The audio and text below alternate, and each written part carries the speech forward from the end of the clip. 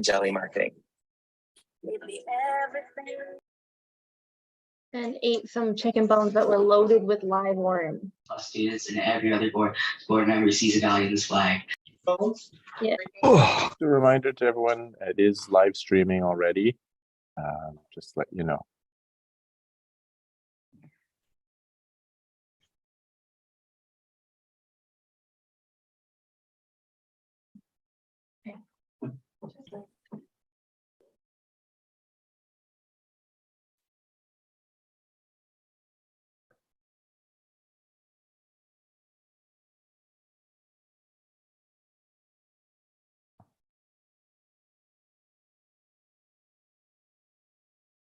Good morning, everyone. Morning. Morning, Wendy. Can't see. So we're gonna we've got 5 minutes, and then we'll go to the roll call just to establish quorum and reopen the commence the meeting, and we'll get back into our discussion with resolution 7. So 5 more minutes, and we'll do with that.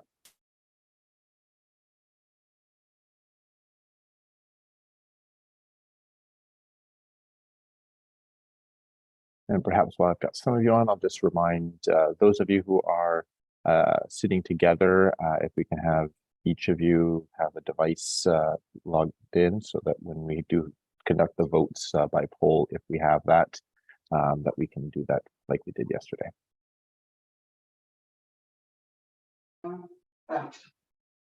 I guess in Alberta it might be a little bit different because everybody comes.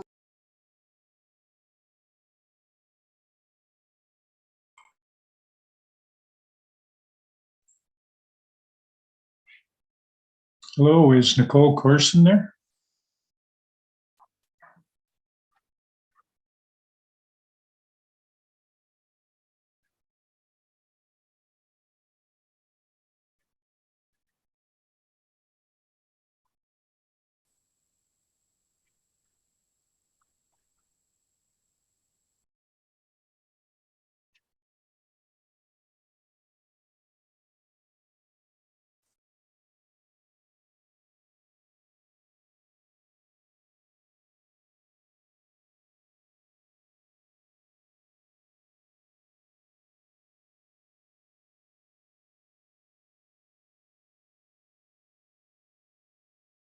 I do see a couple of hands up. I assume, Mr. Harriet, that's to get on the speakers list. Yeah, I spent a lot of time thinking over the last night, and I just wanted to get in line early. Okay, I've got that. June, or actually I see it's President Bremner at the screen. I actually just had a comment that I really wanted to make as time is becoming such an issue for us trying to get through things. And I know in the past, Chris, that you used to direct that everyone was only allowed to speak twice to a specific topic. And if we could perhaps go back to that, just to ensure that, you know, many of us stopped putting our hand up because there was such a long lineup of it. And so I think we're, you know, almost omitting some of the comments. So if people could be limited to speaking only twice to each topic, that might be of assistance this morning to ensure that we all get to have a voice. That was my only request. No, I appreciate that. And certainly, obviously, when we have subsidiary motions or amendments and things like that, that gives an individual up to 2 opportunities for that aspect because it's something new within the same topic. But I have been keeping a list, and where there are individuals who have not yet spoken and a person is ahead of them to speak for their second time, I'll bump the person who's already spoken towards the bottom. But I do keep that list. So thank you for the reminder for myself and for everyone else as well. And so I do have the other hands, and I'm keeping the my list. So President DeBard and Director Dieger, I've got you on my list as well. We have not, and yes, we have not done yet the roll call. Just I think there's some questions that individuals were having before we get started again this morning.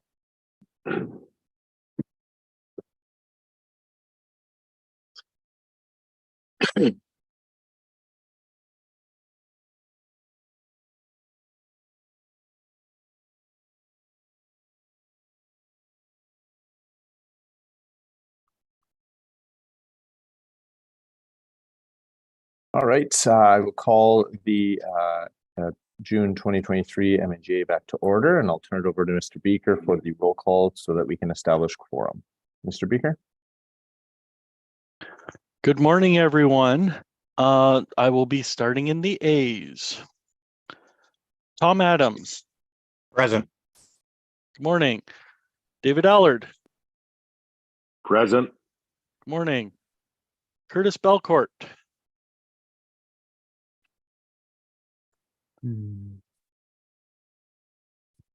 Do we have anyone for the Métis Community Society of Kelly Lake present this morning?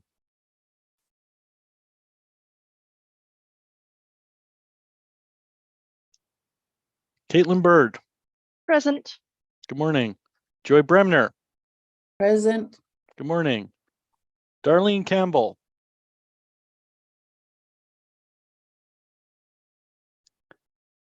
Do we have anyone present from the Moccasin Flat Métis Society this morning?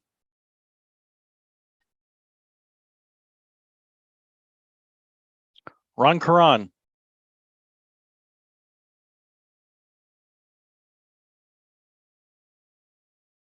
I saw him. Present, right. Morning, Ron. Bernadette Chaboyer. Present. Good morning. Nicole Corson. Present. Good morning. Good morning, John. Sean Davern. Good morning. Morning, Sean. Louis DeJager. Good morning, present. Good morning, Louis. Sylvia DeRoche. Good morning. Good morning, Sylvia. Present. Mark DeBoard. Present. Good morning, Mark. Morning. Dr. Kate Elliott.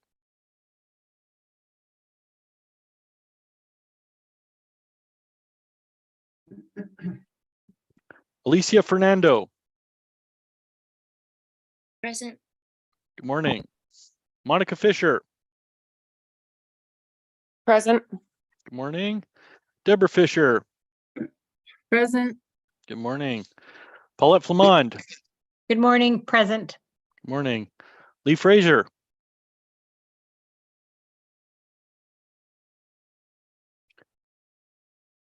Do we have anyone Hi. here? Anthony Quilos filling in for Lee. All right. Good morning, Anthony. Morning. Rainey Gervais. Morning, present. Good morning, Rainey. Dean Gladue. Present. Morning, Dean. Tony Goulet.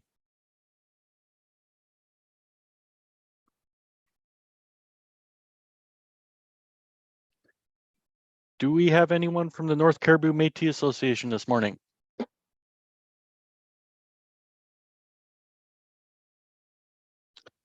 June Graham. Good morning, my dear.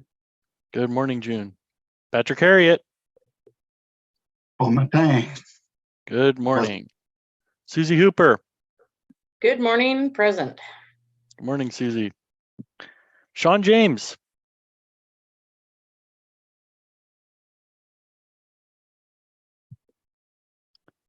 Do we have anyone from the Métis Nation Powell River? Oh, there you are. Good morning, Sean. Travis Jobin.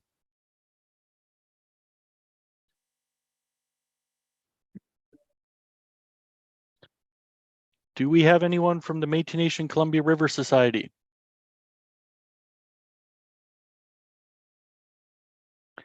Jamie Lee Keith. Here. Good morning, Jamie Lee. Brenda House.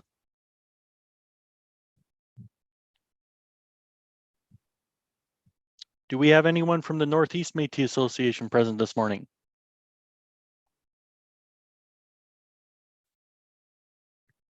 David LaFontaine. Hi, John. Good morning, David. Peter Lang. Here. Good morning, Peter. Richard Lewis. Present. Good morning, Richard.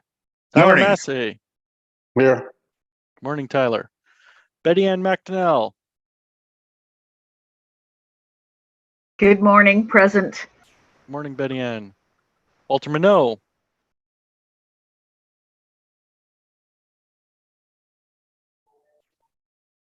Alex Norquay. Present. Just let you know Tony's dad is in the hospital, so that may be why he's not here. Oh, Terrible news.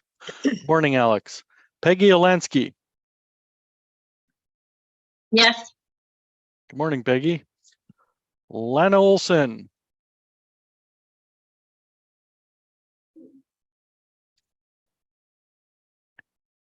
Do we have anyone from the Métis Nation New Caledonia Society present this morning?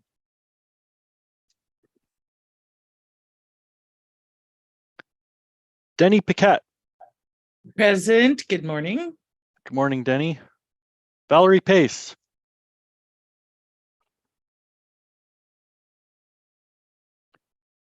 Do we have anyone from the River of the Peace Métis Society present today?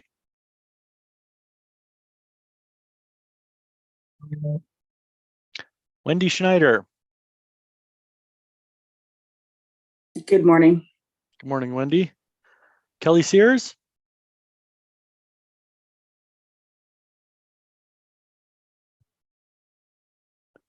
Do we have anyone from the Wachea Métis Society present this morning?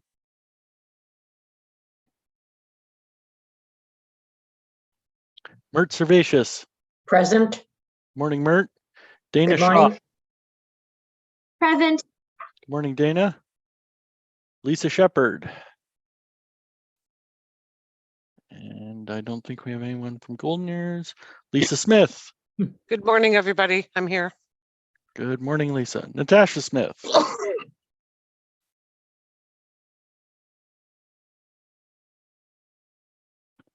Do we have anyone from the Vermilion Forks Métis Association present?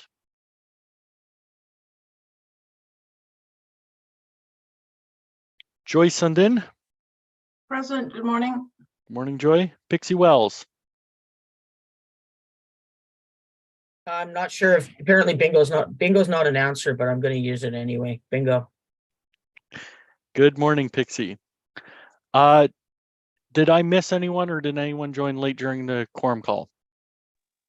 I did, Kate Elliott. Good morning, Dr. Elliott. Okay. I confirm that we do have a quorum present. Thank you very much. So we will continue with our discussions on resolution number 7. And certainly, as I mentioned yesterday, we ended and we had a hand come up just after I had basically called the end of the list, but before we had ended. So I will invite President James to speak next, and then after that, I've got Director Harriet.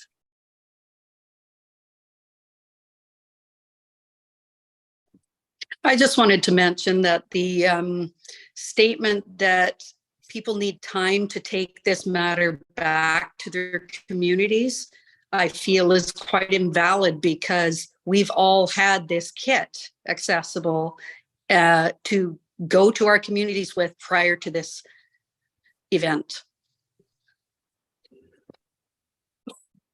Thank you, President James. I next have Director Harriet. Thank you.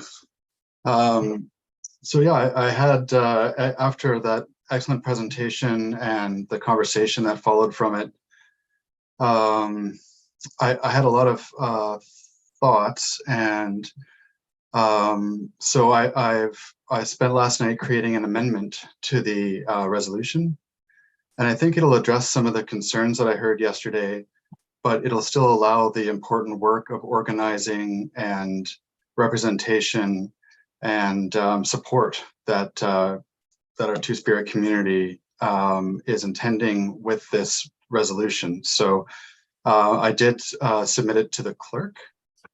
I mean,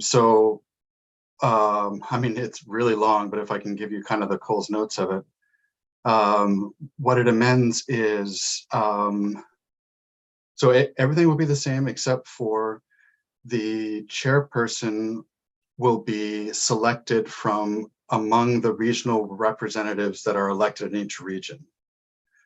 And that chairperson will have a seat at the MNGA, so can submit resolutions, but that chairperson will not have a seat on the board and will not be elected by province-wide ballot. So that's the long and the short of it. I'll second that. Thank you. And so we do have the proposed amendment, and Director Harriet provided this to our clerk and deputy clerk yesterday evening. And I think going through it, my understanding is, as Patrick said, is really the change from the original resolution is so that the chairperson would not be a provincially elected representative or person. It would be selected from within the committee that's created by the Act, and it would still have a seat on the MNGA, but not at the board of directors. And so, in just a moment, I'm going to see the best way. I think we may have to have Mr. Beaker read portions of this out, but we'll see. Just give me a moment, please.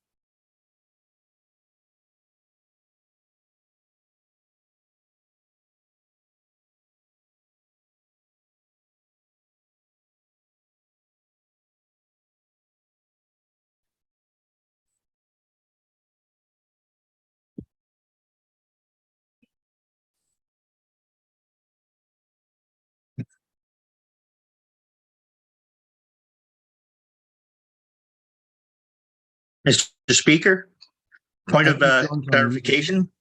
Yes, who is right? Sorry, I don't see. Is that... Richard Lewis, elected leader, Cowson Valley Métis. Yes, thank you. Yep.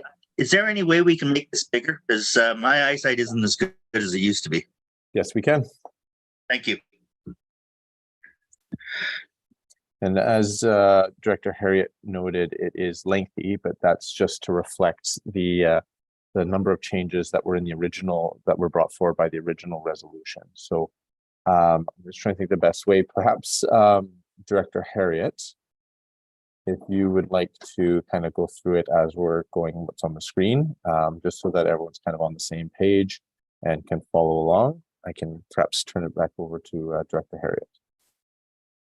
As in, do you want me to read it out or explain? I would say maybe just the explanation. We obviously had the full read out and just explaining what the changes are. And I understand those changes are represented by the struck out portions. So what it is, so I struck out the portions where the MPCBC bylaws would need to be amended, because that would no longer be the case. And I struck out all the instances of the chairperson being mentioned in the Electoral Act, because that would no longer be the case, since the chairperson would be selected from and by the regional representatives. I also struck out the portions where the chairperson is included in the Constitution, because that is where the mention of the board of directors is. And in the actual act itself, I changed the wording where to include that the I also struck out in the Electoral Act where the chairperson was, and I included in the act itself that the chairperson would be selected from amongst the regional representatives that were elected. So, but if you want to keep going, I can sort of point to the different acts, but that is essentially what it is. There's just a lot of words around it. It took me quite a long time. Sure, we'll just have our deputy clerk scroll down to the different portions.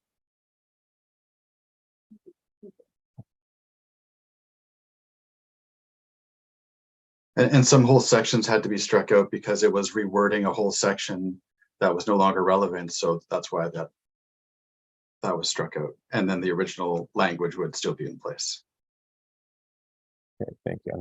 We're just some technical on our side, technology, so we can make sure that we're scrolling along.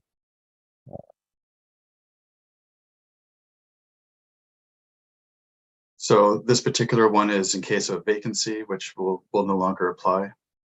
Vacancy of the chairperson.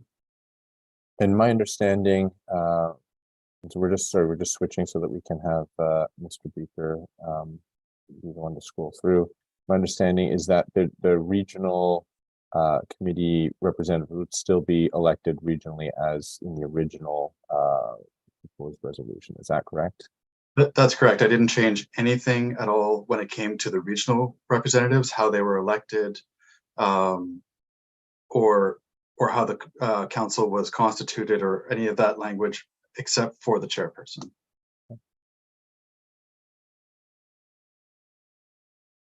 Thank you. And did you want to, obviously you've kind of explained the what it is. Did you want to have any discussion or comments on the reasons why, other than what you previously stated, or are you content? And then we'll just move on to our other speakers or other individuals wishing to speak. But Sure. I mean, if now's the time to speak in favor of this before the seconder does and others. yes, it would be. I know Director Dieger did second it, so it is properly before the assembly. So please go ahead. Okay. I think this work, I think this work is absolutely needed. I mean, I've seen some of the statistics from the Two Spirit, Two Worlds report, and they're shocking. There's obviously a desire to have this work done and to have representation and to be able to bring a Two-Spirit lens to the way that we govern ourselves and to this assembly. And hearing the conversation yesterday, that there are some reservations or concerns of the inclusion of a person on the board, and I didn't want to see this work moving forward be completely halted by some of those concerns. So I think this is still a huge step forward, and that's why I put this amendment for consideration. Thank you, Director Harriet. I'll next turn to Director Dieger. Yeah, great. Thanks very much. First of all, definitely want to thank Angel for a brilliant presentation. That was the third time that I had seen it. So, but it just got better every time, and there's a lot of hope in there. I do want to mention that the 2S LGBTQIA+ committee was specifically formed by the MNGA. So it's from this body, and for me, this is a natural progression. And it's a little softer. I heard, at one of the presentations, definitely lack of understanding of, well, what does this mean? I don't quite understand the terminology. I definitely think there's more work to do on the regional level. This would give it more time, and rather than jumping right into the fire, I think it's more of a gradual approach to governance. I actually see it complementing the MNGA by taking that next step and taking just a little bit more time on forming that governance. What does it look like? What does the voting look like? In one instance, I see here that, if you want to run, you have to be 18, but if you vote, you want to be 15. So there are a couple of things in here that I think need to be sorted out. And this does give it the time, but it also shows a path. And I think that's what was missing is, when is this going to happen? How is it going to happen? How are we going to pay for it? It's a natural that the 2S LGBTQIA+ committee is going to fold once the governance body will just take over. And with that, there are already in place some staffing and some things. So it's not going to be, we got to look for all this funding to make this happen. It'll be something that will be gradual, and we know what's coming ahead of the curve. So it also gets us on board with school boards, with other bodies of government. And this will be a first. Like, this is the first that I know of in the country where this body, a Two-Spirit body, will be part of the governance. So it's a movement in the right direction, and I think it gives us time to further teach about what it's like and the challenges. Certainly, I know that I lost so many of my friends through the AIDS crisis. Nobody came to our rescue, and I just think that we want everybody on board, and I can hear that out there. I saw it with June was saying, what's going on here? I know everyone wants to help. I just think that maybe, you know, an abrupt path is not the pathway to go forward. I think this creates a gentler way that we can all walk the path together. So I totally speak in favor of this. Thank you very much, Director Dieger. Before I get to the next speakers, I do note the amendment has now been emailed to everyone, so it should be sent. So if you're able to open it that way, if it's a little easier for you, feel free. The next few speakers I had have their hands up prior, so on the previous list, but I've included on both. So we'll keep going and we'll just maybe limit the discussion to this, the amendment, but I do have you on the previous list as well. So I'll turn next to President Bremner.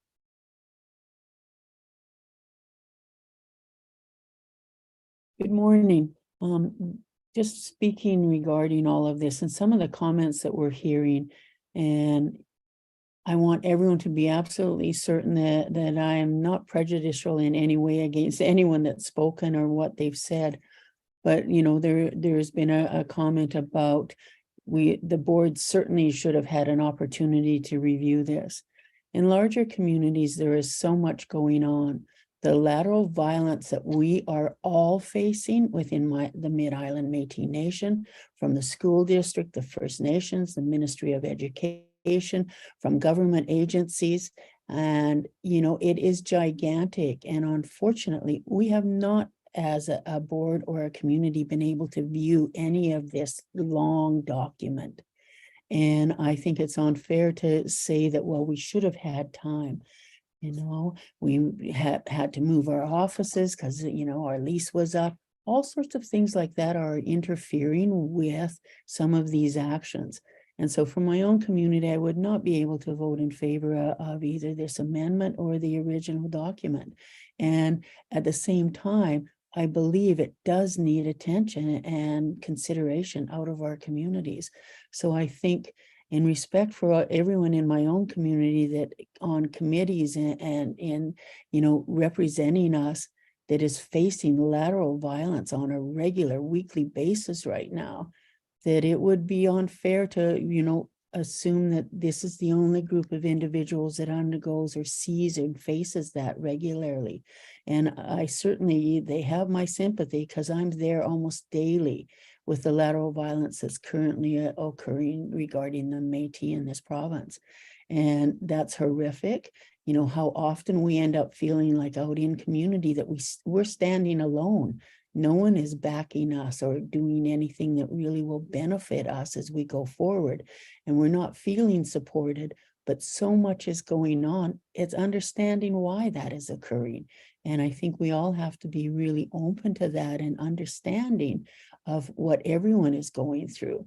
And so, yeah, unfortunately, and it is without prejudice that, you know, I could not vote yes for this, unfortunately. Thank you for listening. Thank you, President Bremner. I next have President DeBoard. First, I want to say thanks everyone for even being part of this. And these conversations are sometimes tough. And I want to say thanks for Patrick for bringing this forward kind of with because yesterday I kind of raised concerns where I strongly feel that special interest groups are advocates, but we as community members and presidents represent everybody, including those special interest groups. And what I feel here is that this attempt misses the mark on creating a government structure where advocacy groups or special interest groups are heard and respected, but also the power rests with the community members, right? I think that what we're basically saying here is, hey, your voice doesn't matter as much as these other special interest groups because we're not going to give you a voice at the table, but these other special interest groups are. But we're also saying, hey, look, we'll give you a room at the table at the lower level, but these other special interest groups get a room at the table at the top. And I think that really sends the wrong message to all of these groups.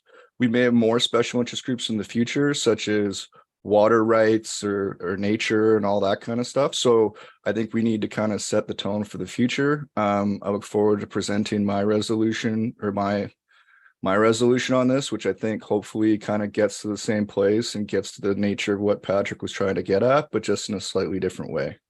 I'm going to be voting in favor of the original resolution, assuming that we do get an amendment into it. And thanks.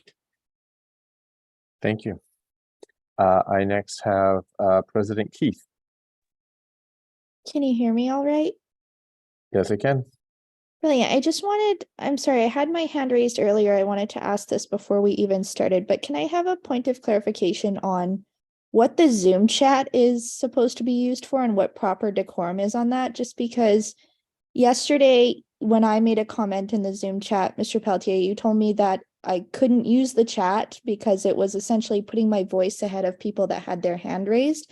And then later in the day, you were interacting with people in the chat and laughing when people were joking around. So I just want a chair that's fair and equal to everyone. And I want clarification on when we can use the chat. And in addition, I've noticed just this morning that people were allowed to speak out even though other people had their hand raised. So I just want some clarification on the rules and proper decorum, please. Thank you. Certainly. And so with regards to yesterday in the chat, just because the chat doesn't only pops up at the bottom and sometimes I'm not able to see the full thing. And there were times where it was questions going towards the resolution or the discussion on the floor. And so what I was suggesting was that so that everyone would have an opportunity to hear and that the comments or the questions that were being raised and perhaps answers to that it be put through by way of hands raised. The reason I was saying that also, this is being live streamed, and so the chat doesn't come up on the live stream. And so those good comments and questions, I was hoping and I'm suggesting that they come up during the discussion, so that not only are the assembly members able to hear and respond or comment, but also those watching. Certainly there's been a few questions, and what we've in the past used the chat and what has been helpful is when there's a point of clarification. So for example, this morning, there was a question of whether or not the roll call had been completed yet, and someone else responding to that. But my hope is to keep that to those kinds of purposes. And for example, both yesterday and today, the delegates saying, for example, where they were having technical issues or that they were now in attendance, perhaps when a matter was or when roll call was called, so for quorum purposes. So that's my preference for why it's what's being used. Obviously, I can't prevent anyone from writing something into the chat, but my hope is that the discussion will be kept to the by raising hands and being recognized, so that those inputs are heard by everyone. I hope that answers that. And again, it's when I'm following along and trying to keep track of the hands up, it makes it difficult for me to follow along in the chat. So sometimes I do miss things that get mentioned there. So if there were things there that then I would apologize. I hope that answers your questions, President Keith. I next had now, President Keith, did you wish to speak to the amendment as well, or? No, I think it's too much for me to read right now. It's a lot of red writing, so I think I will have to read it and go through it at a different time. Thank you. Thank you.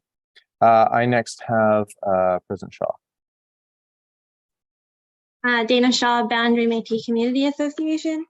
I'm in favor of this amendment, but I still have some concerns because I feel like we don't have enough representation at the charter level to be having regional reps.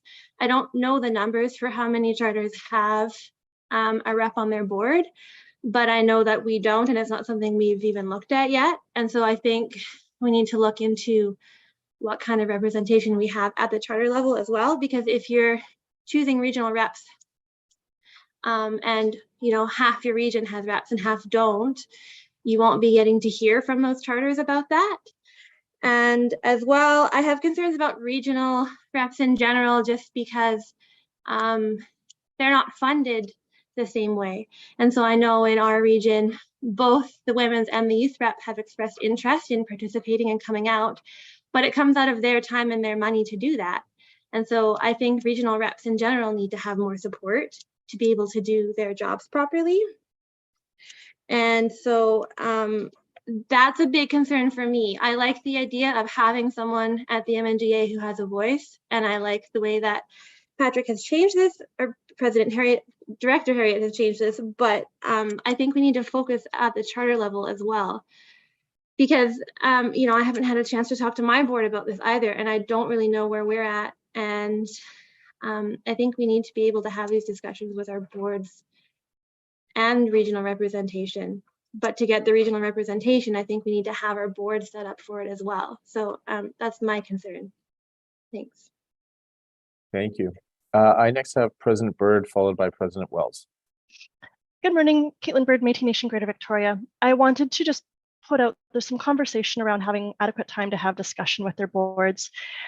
We gave a fair amount of time for hosting a couple town hall sessions, and that information was sent out in the President's WhatsApp group, the President's Facebook group, and the Community Services letter that went out with 2 different dates where people could attend. And also, if neither of those dates worked, they were happy to and able to email us, and we could set up a separate time to have that conversation. And so I feel there was a decent amount of time and opportunity to have discussion. And I will also add, the invitation was open to all of the Chartered Community Board members, not only the presidents. And so there was the invitation was out there for folks to come and have a conversation, interact and hear about the resolution beforehand, and have all of their board members present if they so wanted. So that I understand maybe people hadn't read those emails or taken that opportunity up, but the invitation was out there and the opportunity was there. Thank you, President Byrd. President Wells. I'll say good morning, everybody. I just want to say that I myself personally am not in favor of the amendment. I'm in favor of the original, and there's a few reasons. You know, I keep hearing special interest groups. Now, if we want to talk about special interest groups, I guess we're all special interest groups because we're not a government, we're just a grassroots. So that would say that our whole province is a special interest group. So I you know, and I get it, this is a political, and I get it, this is hard and this is moving forward, but I don't believe that we're looking at this from the right aspect. We as a nation, or we as a provincial body, or as a governing body, or as presidents, or I'm running around in my community asking people for inclusion in Archway, inclusion in the city of Abbotsford, inclusion in this, and our own provincial body. Our own governing body isn't even looking at inclusion. As a community president, I'm looking at things like I have to change my society act, I have to change my bylaws to retrofit the wording of today. And our own provincial bodies, our own governing bodies of our communities aren't even willing to look at this as a viable move forward and a way to move forward in a cohesive and collective way with human rights, with the Societies Act, with all of those things. I would like to say that I'm not a special interest group. I'm a human being, and I belong to the province of the Métis Nation, British Columbia, and I am a citizen, and I'm a little bit saddened as a citizen by this, actually, that, you know, we Two-Spirited people have been around for a very, very long time. This is not new news, as we've been talking and the government's been talking about, you know, all the wording needs to change in policies and legislation. If the government's doing it and we want to be a governing body, and we're calling ourselves and we're asking for letters from the government, the Canadian government, that we're a governing body in the provincial in British Columbia, I think we need to be looking at that again. Thank you, President Wells. I next have President Allard.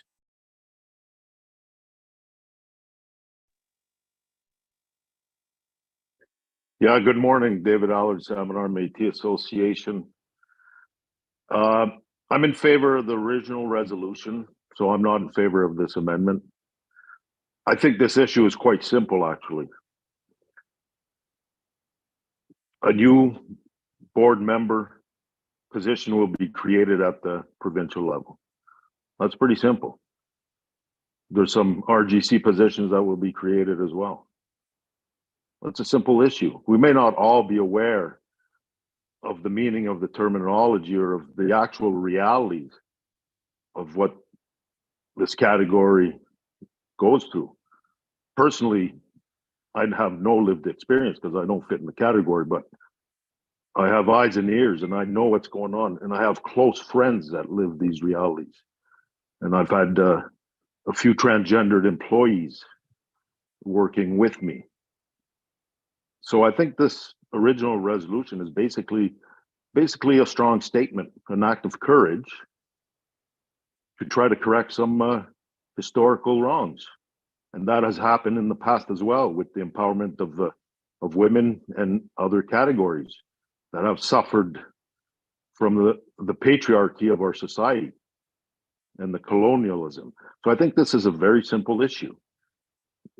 Some parts of it may be unclear for some people, and that's fine. So to address the issue and the concerns of a person may not have had enough time to wrap their mind around this or bring it back to their community, which are fair concerns. Let's not lose sight of the fact that if the original resolution passes, this is going to the AGM. So that adds an extra 3 months of consultation for us leaders to gather more information. I know, to be honest, I didn't get very much information from my community, but I did happen to have enough time to read the survey, to read the report, to attend the town hall, ask questions of people. If I didn't have enough time to do any of that, I would have felt comfortable as well to make a decision on this without deferring it, simply because sometimes we have to, as leaders, make decisions and make a stance on positions without having the full picture. So I'm against this amendment because I support the original. And if the original passes, it will go to the AGM. And then individual citizens will actually be able to vote on it as well, which I think is what is needed. Thank you very much.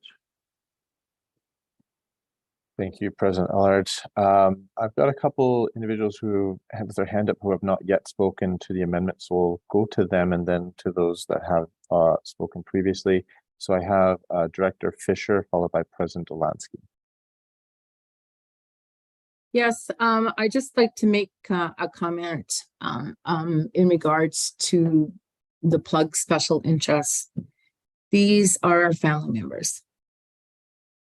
These are our brothers and sisters.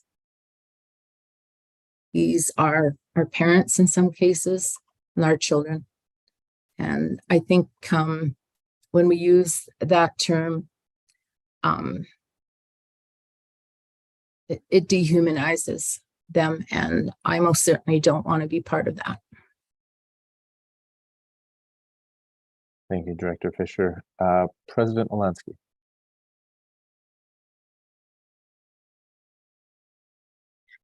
I think we have to, the people in the north here, I have to take this back to the board. And I'm the only one up here right now from the north. So I can't vote one way or the other. I just think I have to take it to me, there's more pressing issues. I shouldn't probably say that, but that's just the way I feel. That's it. Thank you, President Olansky. Just a moment. I have President Massey next.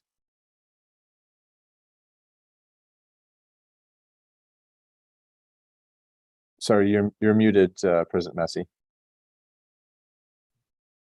So I speak against this resolution.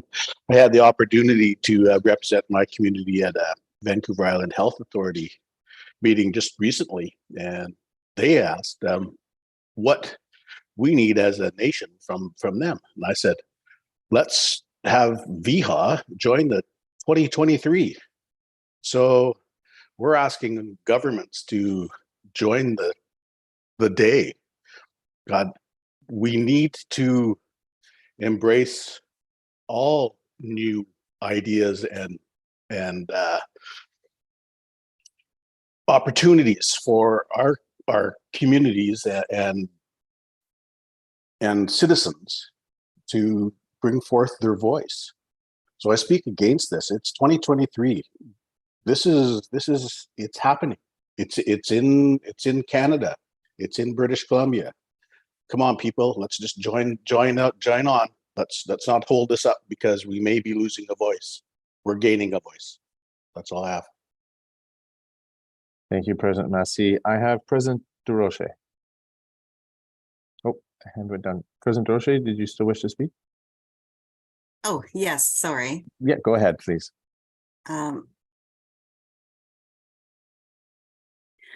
I realize this is probably not a good excuse, but our board has also been very busy with everything, and especially this past couple of months. And so I would also like to take this back to my board. This is a very serious resolution, and I appreciate all the information that has come forward. It's very eye-opening and enlightening, and I would like to be able to present it to our board and to our community because it involves all Métis. Thank you, everyone, for all that you've done for this resolution, but I would still need more. I'm here to serve my community and my board members, and whatever they decide, that's what I'll do. Thank you. Thank you. I next have President DeBoard again. I'd just like to kind of, one wants to get the opportunity to talk to my resolution next, but just kind of bring out the topic of people have kind of had a strong opinion on the terminology used as special interest. In no ways is this any shape or form meant to diminish the importance of these groups. It simply just references that as a president of the community, I am here to represent everybody in my community, not just women, not just youth, not one certain group. I'm here to advocate for every single person.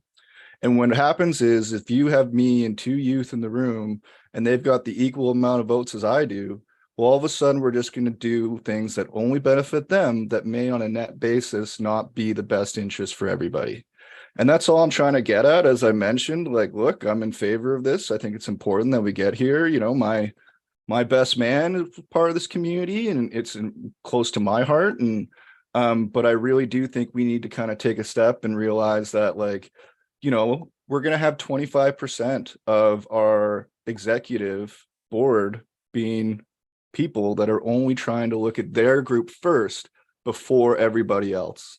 And I think that the voices need to be heard, but I feel like the power to actually make the decisions that affects the entire community matters, because at what point, and maybe we should have a men's group as well, because suicides are through the roof. Like, everybody is struggling in life. Everything is hard. And we've said that these groups are struggling the most. And so we need to focus on them, and that's proper because they need it. But I'm just saying that these special interest groups or advocacy groups, I think is probably a better terminology. I'm going to change it to advocacy groups. They're really trying to advocate from a certain angle. And I just wanted to kind of clarify that, because I don't want anyone to think that because I used like a formal term that I'm trying to take anything away from the importance of these groups themselves. Thank you, President DeBoard. I was alerted in the chat, Vice President Paquette's unable to use the chat or the hand raise function, so and wishes to speak to this matter. So I'll turn it over to Vice President Paquette. Thank you. I don't have a whole lot to say about it. As a person who has had, oh God, I can't, where is it? It's right there. There. Two-spirited LGBTQIA folks in my life for most of my adulthood. And on our board, we have 2 or 3 persons who probably fit in that category, but I mean, nobody just jumps up and talks about it. But I'm concerned because sometimes we can't find a youth representative or another representative. And sometimes trying to get some good people forward to the board it's very difficult. And what we're talking about here might be a moot point. Trying to get folks to the table is no easy thing. And, you know, maybe in the beginning, the fluorescence, life is good and all of that. But in the end, we have to be careful because we could be hamstringing ourselves as well. Okay? That's what I have to say about that. It's, I'm certainly not against it. But we have to be careful because if we're going to make requirements and stuff like that, we have to make sure that we can live up to them. That's all I'm talking about. Thank you. Thank you, Vice President Ket. Now, I do have on my list President Bremner and President Byrd, but I do, as individuals who have not yet spoken to it, or I guess it's President Graham. All right, then back to the top, President Graham. I'll get out of the picture. Thank you, Mr. Speaker. Good morning, June Graham, Alberni, Clackett, Métis. It's easier to put my hand up on the laptop than the iPad. I can't find it on the iPad, so sorry. I'm listening to everything this morning, and I just there's so much being said, and my heart is kind of hurting, and I just caution us that we stay mindful of, we're talking about our people. We're not just talking about a topic, a subject. We're talking about Pixie. I love her dearly. We're talking about so many of our people, and we have to be careful the wording that we use. These are our people, and it's about bringing them home. We have a responsibility as leaders to bring all our people home and to open our arms and not to have judgment. And I'm just listening to us talk, and it's so impersonal. And words are said and they hurt people. I don't know what the answer is for this situation. I'm not smart in these areas of resolutions and wording and all that. And that's okay, because it's not my gift. My gift is people. My gift is loving. And we're not loving very well right now. So there needs to be a balance of loving people like me and brain smart people like Caitlin, for example. And how can we balance that today? I don't want us ending this meeting today and all of the people that have put the work into this to put it forward feeling rejected. Because then we're not living up to our Métis selves of who we were raised to be, inherently who we are as a people, to love and accept. I can't imagine what it's like to be personally ousted in so many ways. I have in other areas, but not for who I am as a person. I mean, we face it every day as Indigenous people. We face racism, we face doubt of who do you think you are and why do you sit at this table? But I'm talking about the people today that are coming forward, the core of their being, they're saying, please accept me. You're our leaders, you're our government. Please accept me. And let me advocate for who I am. And we have the opportunity to be leaders in Canada and hold our people up, every one of them, the way we hold elders up, veterans. Every one of our people deserve to be held up. So I'm asking you today, I'm not giving you any kind of answers on the smart stuff of the wording. It's not my department. I'm asking you as a person who loves. Listen with your heart. And yes, as leaders, we are all very busy, and this was such a big thing to look at. And for me, it's mind-boggling. I don't understand it all. And I have to go to people so they can explain it to me. But we need a whole space for everybody. I hold space for leaders all the time. I know we're all burnt out. And I know we're all volunteers at this level.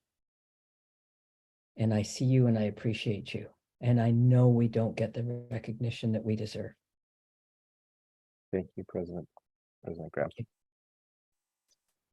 I next have, as the speaker has not yet spoken, Vice President Norquay.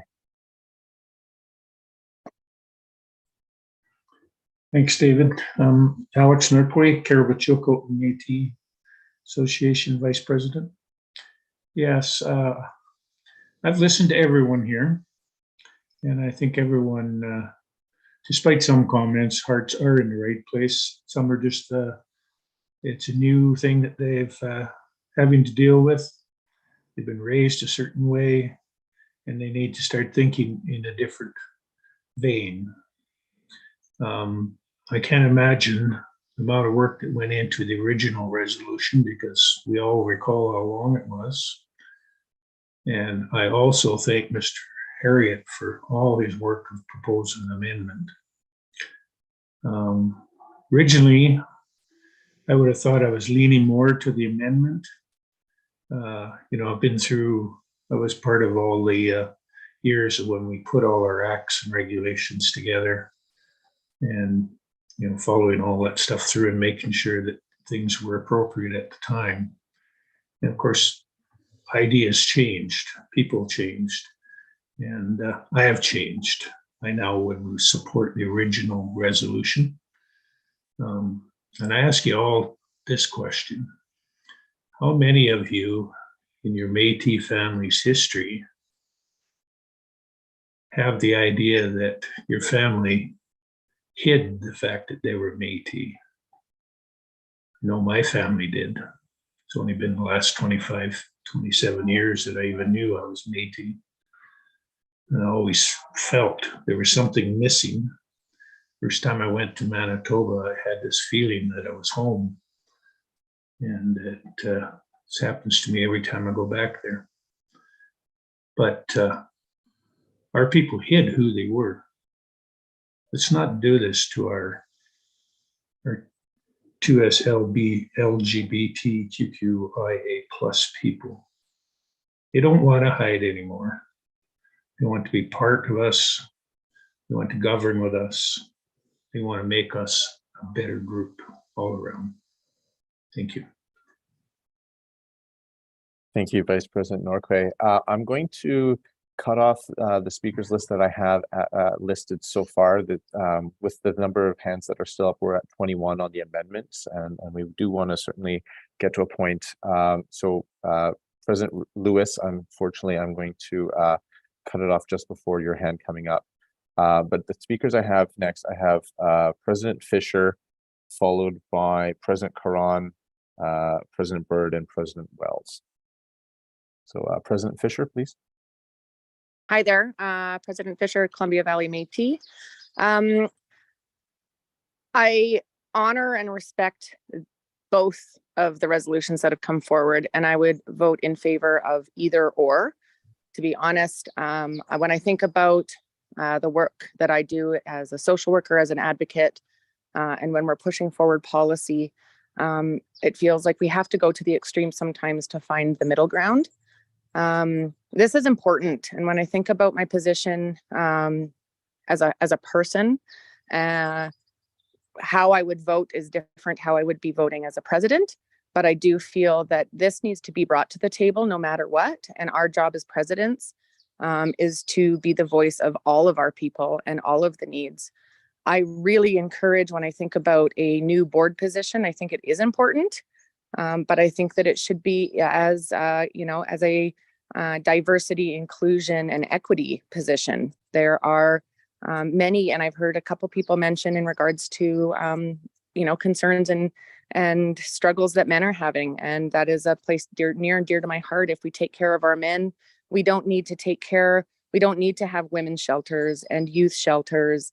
If we start taking care of our men, they're not going to be hurting as much and then hurting the other individuals in their lives. So that diversity, inclusion, and equity position, I think, is an important one. But our job also is to bring this forward. Our important matters are impacting all of our citizens to the table at the AGM. So either way, whether it be the amended version or whether it be the original version, I'm in favor of, because it's not just our voice then if it's taken to the AGM. We vote in favor of this, we bring it forward, and then our citizens and all individuals have the opportunity to amend, and we come up with a middle ground. So I honor everybody's voice, and we act with kindness and care and concern. And our jobs as presidents are to be the voice and do what's best for all of our people. So thank you. Thank you. I next have President Caron. Ron Caron with the Vernon District Métis. Actually, I was just going to make that point, exactly what Monica just said, in regard to this. Still, if it passes through here, it still needs to go to the AGM, and it needs to be passed by the general membership. I think there's a lot of, I'd say, fear in this for a lot of people, but again, it still needs to, there's one more step. And I think we can sit here and talk about this all day long. And the fact is, it still needs to pass at an AGM.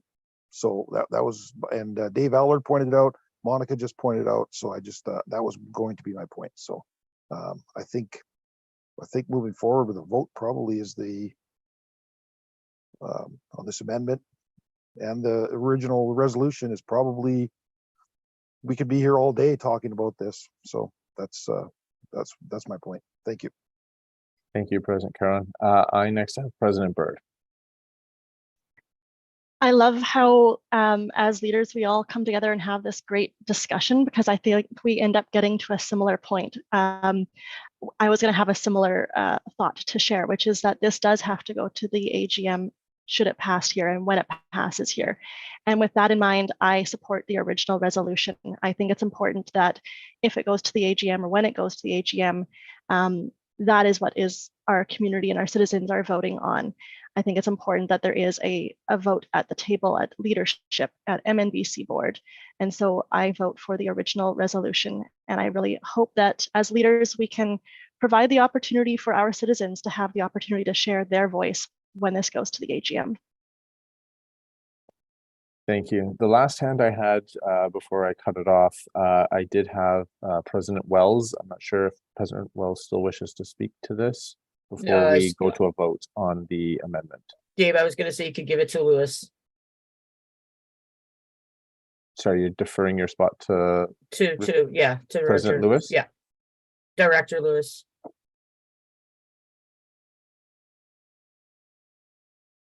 Sorry, to Mr. DeJager. Yes, Lewis, Thank you. yes. Okay, thank you. I'm hearing the argument, and you know what?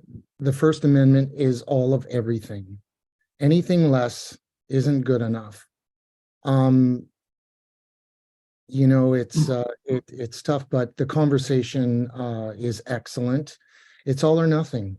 That's what the Two-Spirit community wanted. They think it's time. Everyone else is there, and I believe them. Politics is a tough thing. You want to bring as many people along as possible in a peaceful, kind way. This is just something that has to be done. So I support the original motion as well. Thank you, Director DeJager. So we then will be voting on the amendment proposed or put forward by Hey, David, could we please have point of me order? also be able to present my resolution? Because I'm in favor of the original, but I think that if we're trying to compare two different tweaks to the original resolution, it's important that both get to see, and we kind of pick the best one or pick neither. I did bring my resolution forward yesterday before Patrick, and I feel that, in all in the interest of fairness, I think everyone should be able to see kind of different options before a vote occurs. Sure, thank you. And I'll take that as a point of order because there are questions about the procedure and how we're doing this. And so that's in order, that question. Point of order as well here. Sorry, just let me answer that point of order and then I'll get to the next one. Yes, so President DeBard, I'm going to put it this way.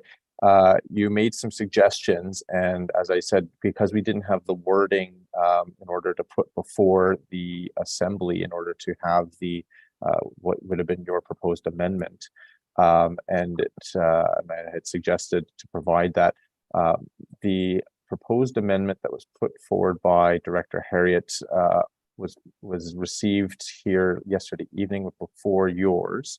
And was raised on the floor before yours this morning. So the way in which the process would work is that one amendment is to be discussed or considered at a time. If it passes or doesn't pass, we deal with that one. And then we, depending on the results, we would have either, if Director Harriet's amendment passes, we would have the amended resolution before the floor, and there could be future or subsequent amendments. If it fails and isn't passed, then we're back to the original resolution. And again, any proposed amendments can still be considered at that time, but it's one at a time. I would like to ask Patrick if he would be willing to allow me just to present, and then we would kind of choose the best amendment between the two of them, and then we would go through a vote that way. Because I think that right now what we're doing is we're kind of being stuck by rules on kind of who sent an email first, when really what we're trying to do is so important in getting this resolution passed in a meaningful way. And so what I would say is like, look, I think that we're our own government, these rules are suggestions and we can do whatever we want. And I think that this is really the best way forward for our community to kind of have the ideas, because I feel like with this amendment, someone might vote for it, but then what are we going to do? Have my amendment again and vote for that again? Right. It's kind of, I really feel like it's kind of messing with the process and unless that's kind of my take here. So I'd kind of ask Patrick if he's on board with that or what, right? So I'll turn it over to Mr. Beaker to comment, but at this point, the proposed amendment is owned by the assembly, since it was moved and seconded, and now it's before the assembly. But I'll turn to Mr. Beaker for a moment. Thank you. I do understand the concerns that are brought forward by Mr. DeBord. Absolutely on these. However, from the procedural standpoint, I do see that we had a motion that was, or amendment that was moved and seconded, at which point that motion could have been amended by somebody else, etc.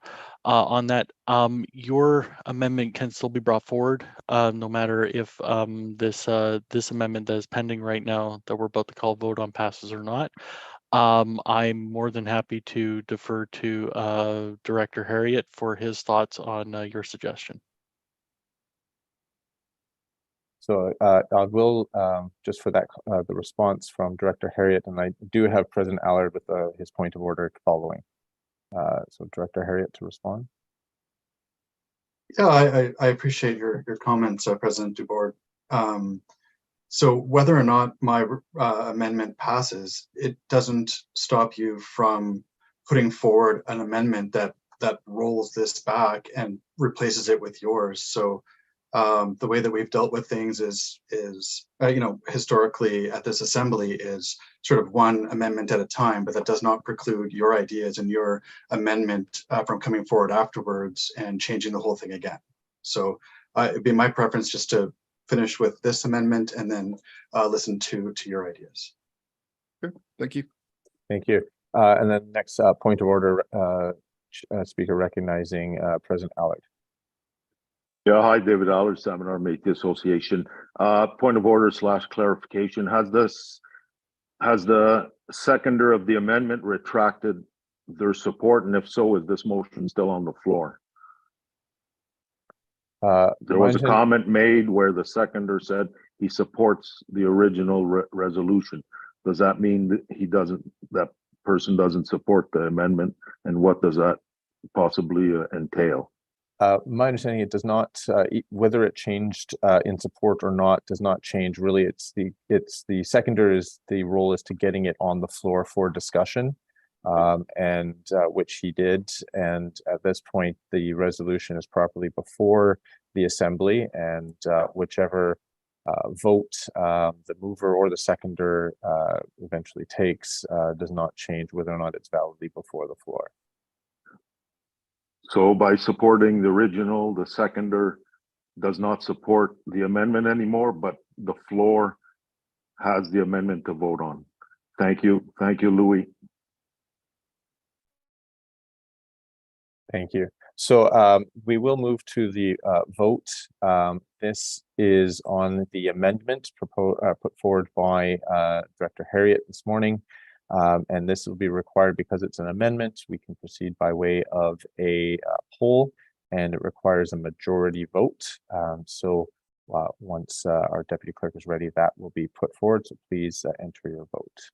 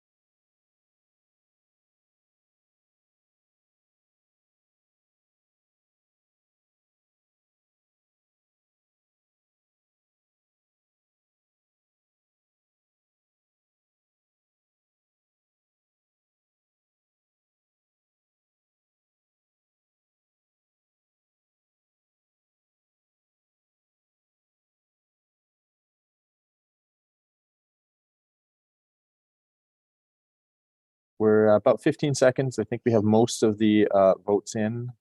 Please enter your vote if you have not yet done so.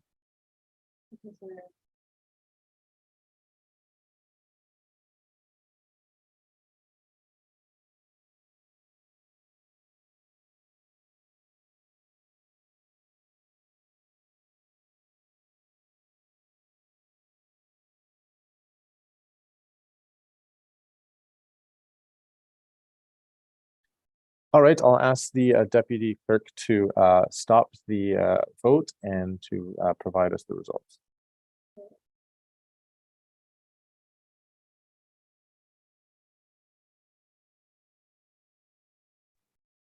On the amendment to Resolution 7, there are 14 votes in favor, 22 opposed, and 1 abstention.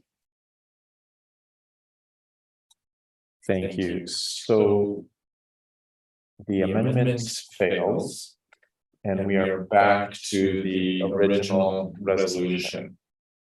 I did have a list going, and those. Sorry, I'm just gonna get a new page started.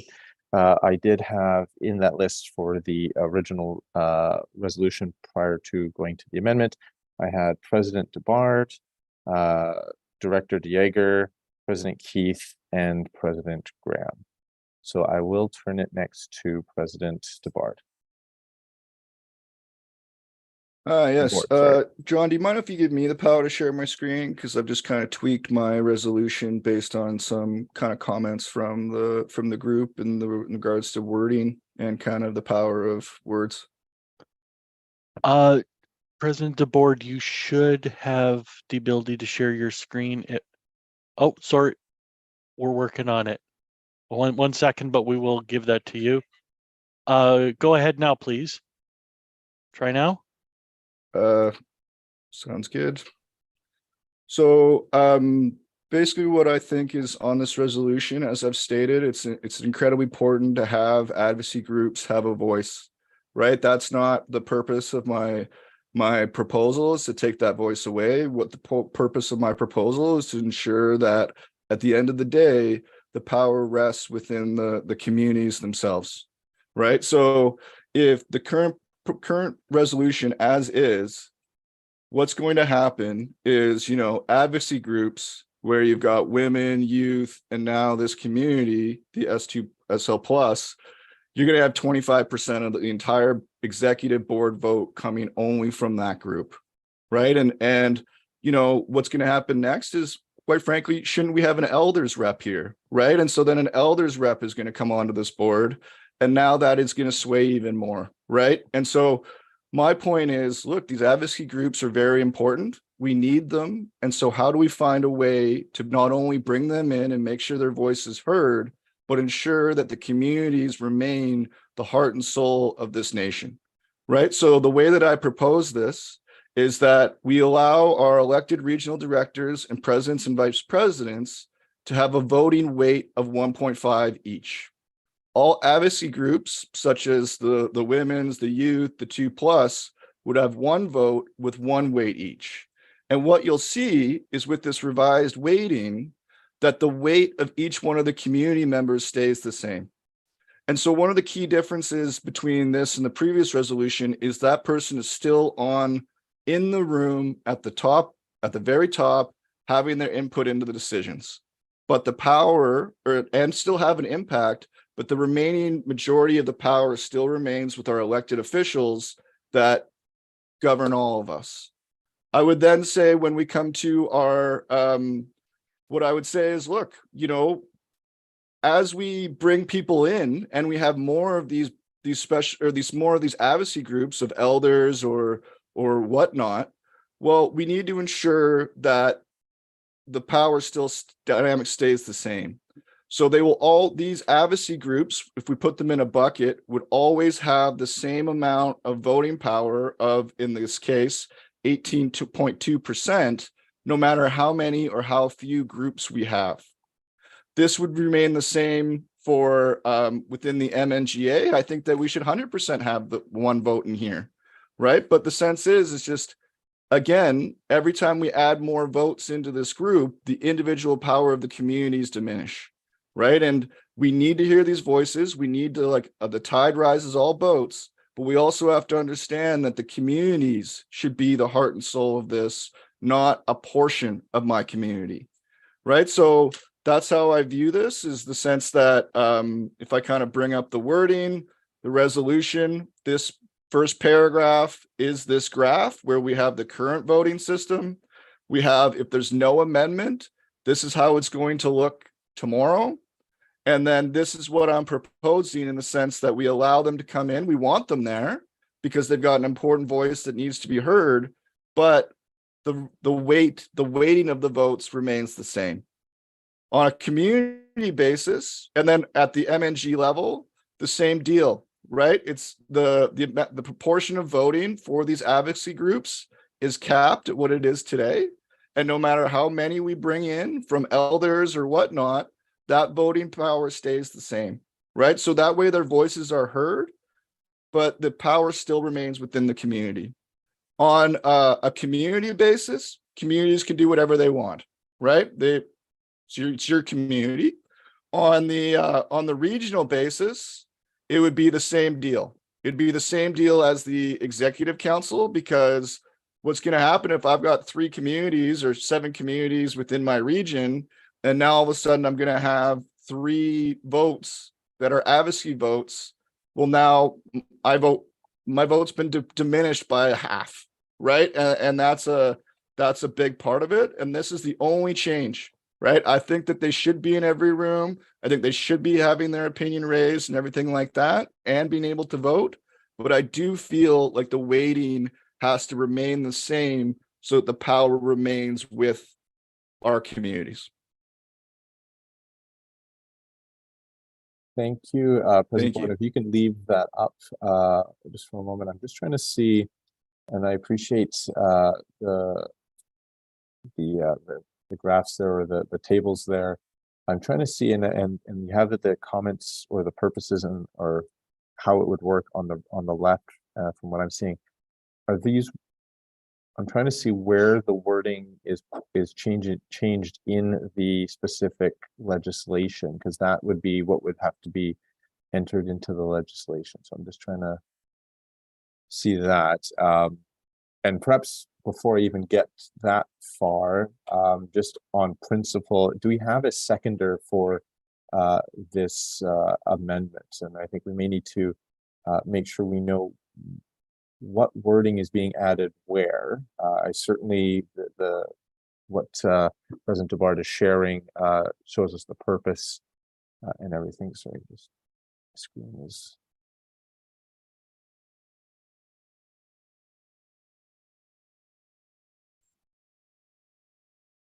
Do we have, I'll look for a seconder or an intended seconder, if I can put it that way, because I think we'll need to make sure we know exactly what wording is going under proposed which articles. I do see a hand. Is that Vice President Norquay? Are you willing to second? Yeah, I'll second Mark's. Okay, so we will have that. So let me just, I'm just trying to sort out, because of the extent of the original resolution and the wording and the number of places in various pieces of legislation where the changes are proposed. And so I want to see where President DeBard is proposing changes to the wording of the legislation. So just give me a moment.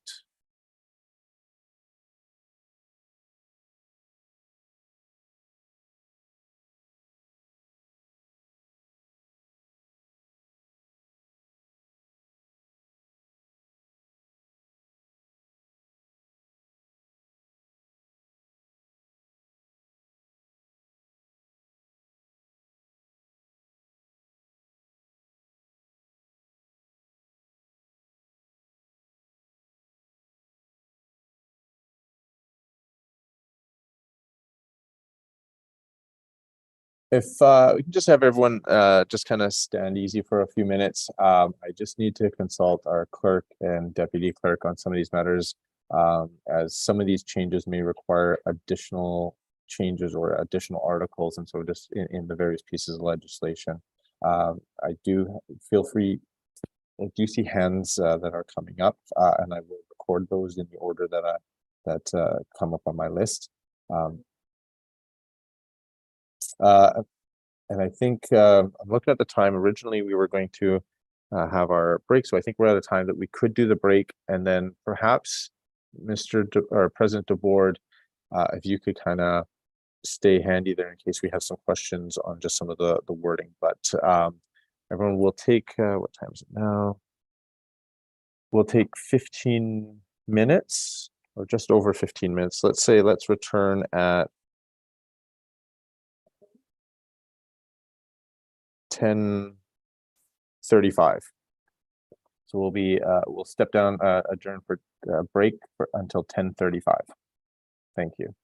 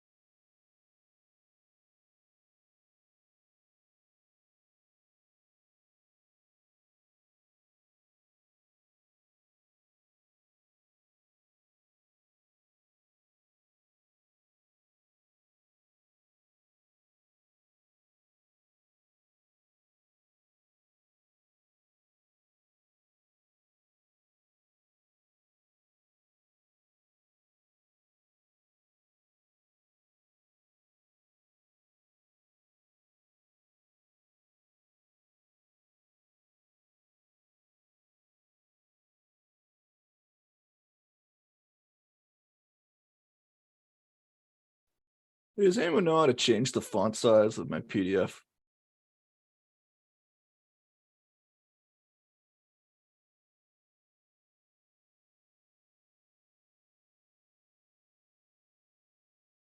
Oh, that's good. Sorry, that's fine right there.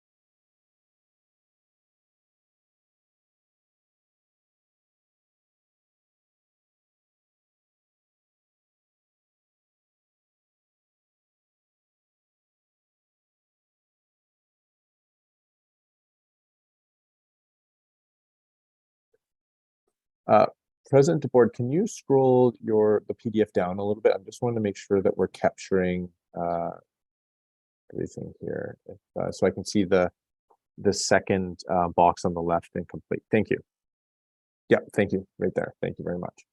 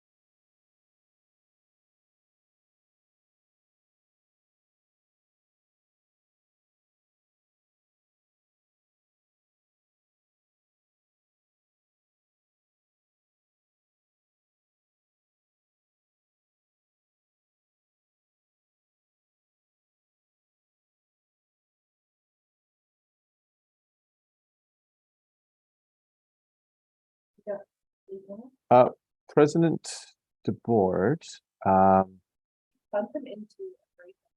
Yes. we might, yes, we might want to bump you into a breakout room. We're just trying to make sure we've got some wording that's accurately capturing what you're trying to say. And so that way we can speak with you without it being on the live YouTube chat or recording. Whatever you want.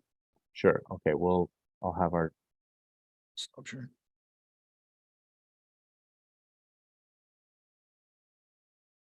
deputy clerk will do that.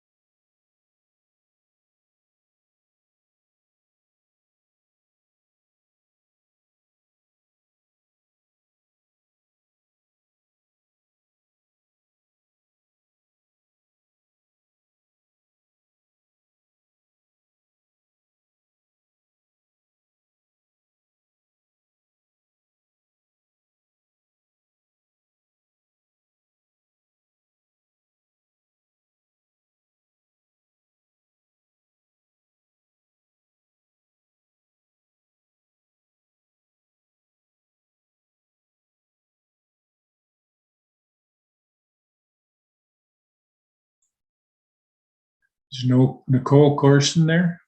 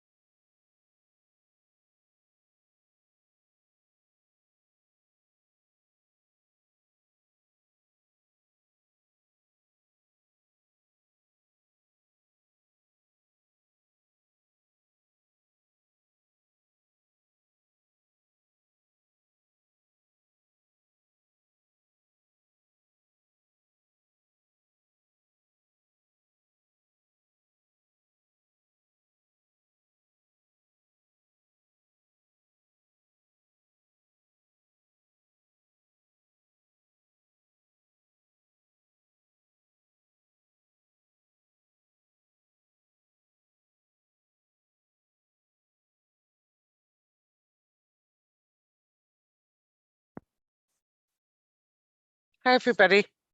You must still be busy working on those. I thought I better say something, see if there was any reaction. I thought maybe I was frozen or something. Thought maybe they went to sleep. How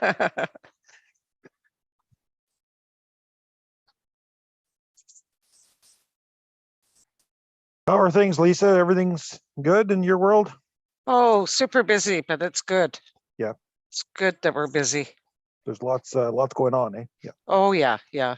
We were at the Prime Minister's summit meeting this past week. Oh, yeah. There, and then I flew back on Thursday night because I had a veteran presentation at head office, but my flight was delayed, didn't get in till 2 a.m. So I was pretty tired yesterday, day before. Yeah. Yeah, I would think so. Yeah. Yeah. It's a lot of travel to Ottawa now, eh? Yes, it sure is. But it's all good. Means we're busy, which is good. Yeah. Well, at least people are talking, right? Yeah. Yeah. Yeah. Lisa, that was my cousin you gave the award to. Yes, I remember because your sister was there. Oh, right. Yeah, Ava was there. It was an awesome presentation. Oh, I wish I was there, but I had prior commitments I had to do in Nelson and in Cranbrook. Yeah. So just so everybody knows, we're talking about I don't know why am I echoing so bad? Can you hear me? Okay. It was a World War II veteran payment presentation, the $20,000 that go to World War II veterans. But in this case, it was the spouse of the deceased World War II veteran.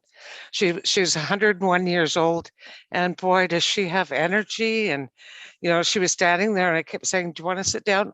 No, just incredible. Like, what a woman. Her name is Margaret. So Margaret Hury. Is that how you pronounce it? Hori. Hori. We pronounce it Hori. Yeah. Yeah, it was and hopefully awesome. she'll be at our family reunion in 2 weeks. Yes, she said she'd be there. Yeah. She's a hoot. Oh, yeah. I'm just so impressed. 101 years old. Wow. Yeah, she's pretty an amazing woman. Yeah. And the family is just awesome. There was about 15 of them there. So you'll probably see the pictures coming out soon. And we're doing another one in Prince George next week for Victor LaValle's mother. His father was a veteran.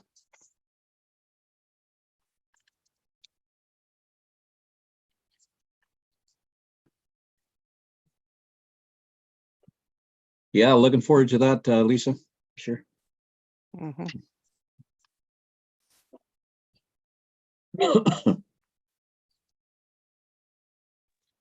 I was just wondering, are they having difficulty coming in? I know they went off to a breakout session. Could they potentially be in the lobby, just noting that we're kind of at a half an hour break? I'm not sure, Katie. I would think that they'd be able to get back in because Nicole would have the running of the show here. Nicole and John. Yeah. Yeah, give it a few minutes, I guess. Yeah, that's all we can do. We need a chair to carry on, so.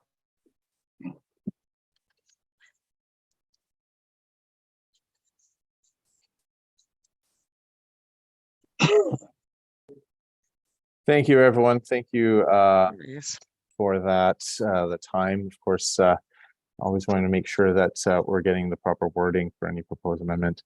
We are coming back from our break, and therefore we will need to confirm quorum. And we will, I'll turn it over to Mr. Beaker.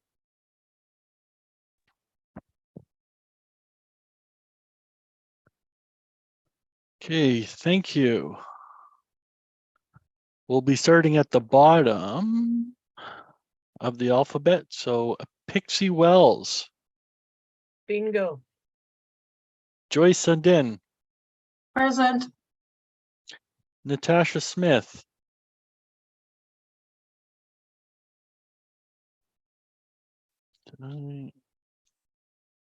Okay. Lisa Smith, Present. Dana Shaw, Present. Mert Servatius, Here. Wendy Schneider, Here. Denny Paquette, Here. Peggy Olansky,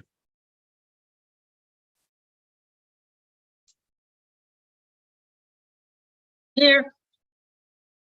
Alex Norquay, Here. Betty Ann McDonnell, Present. Tyler Massey, Here. Richard Lewis, Present. Peter Lang, Here. David LaFontaine, You bet. Jamie Lee Keith, I'm here. Sean James, Present. Susie Hooper, Present. Patrick Harriet, Present. June Graham, I'm here doing dishes. Dean Gladue, Present. Rainey Gervais, Present. Anthony Crelo, Present. Paulette Flamond, Present. Deborah Fisher, Present. Monica Fisher, Present. Alicia Fernando, Present. Dr. Kate Elliott, Present. Mark DeBoard, Present. Sylvia DeRoche, Present. Louis DeJager, Present. Sean Daverin, Here. Nicole Corson, Present. Bernadette Chaboyer, Here. Ron Karan, Present. Joy Bremner, Present. Caitlin Bird, Present. David Allard. I see him in the chat. Tom Adams. Present. Thank you. We have a quorum.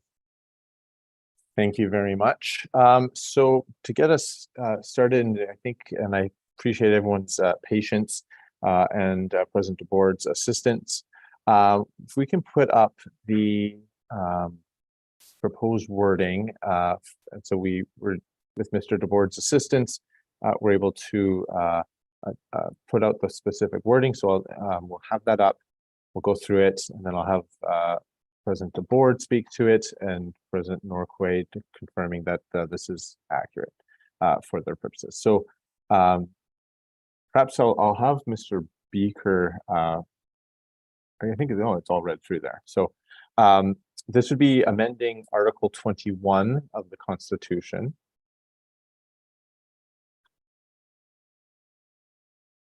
And so this would be the wording to change Article 21. So perhaps I'll turn it to Mr. Beaker. Okay, so the proposed amendment is that Article 21 of the Constitution be struck and replaced with the following. For decisions of the MNBC, the President, Vice President, and elected regional directors will have one vote weighted at 1.5 per person. The MWBC, MYBC, and the two SLGBTQIA+ chairpersons will have one vote weighted at 1 per person. Decisions of the MNBC shall require a majority. And then underneath, the President, Vice President, and regional directors will maintain their proportion of votes as listed above. And I note that we use the acronym VP in 21.1 that will need to be changed to Vice President. Thank you. And so I'll just confirm with President DeBoard, this is reflecting the amendment you're wishing to bring. This is reflecting the amendment I'm wishing to bring, except that it would also be for the regional director meetings. So not only would it be like this for the MNBC, which if this has to be 2, because this is by far the most important, but I think that on a regional basis, the same kind of intent should be applied. And I'm not sure if as a regional, it even gets directed by MNBC, or if that's something that we decide as regional presidents. But for this purpose, it's like this. And yeah, there's some other comments I'd like to make on it, but that's not the time. If I can just have a quick moment, and I'll turn next to Vice President Norquay as the intended seconder. Do you still wish to second? Roger. Thank you. My name's actually Dave, not Roger, but no, I'm just joking. Thank you. So this is probably before the floor. I do have the names that from hands that had previously raised their hands. So I will turn it over first to Dr. Elliott. Hi there. Thank you, everyone. I'm going to speak against this amendment. I think this is going outside the scope and on-the-fly amendments that have a greater impact than what the original act was intended to. I think as we're having this really, really important discussion, and the discussion where some of us can feel uncomfortable, I urge you to reflect of why you feel uncomfortable. Why is the idea of having further representation something that feels threatening to the voices of the communities? In theory, we should be bringing people in. This isn't to conquer and divide. And I feel like we're falling into that colonized mindset of me versus them versus you with this amendment. Not only does this affect my role as women's chair, I've also previously been the youth chair. And I think these quote unquote special advocacy groups, we just don't sit there thinking, haha, how can we take over MNBC? It's all about the greater good, making sure that we're representation, making sure that we're accountable to the people that we represent, ensuring that we're helping guide the nation in a good direction. I feel like this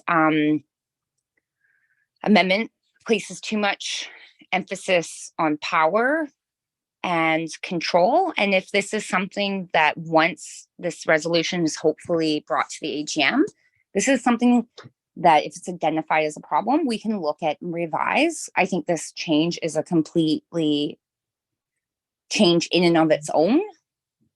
And I feel like this resolution is now potentially being threatened or derailed by a larger separate issue of equity.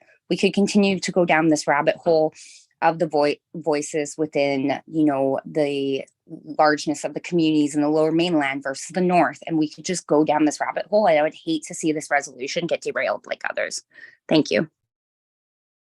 Thank you, Dr. Elliott. I next had President Byrd. Caitlin Byrd, Métis Nation, Greater Victoria.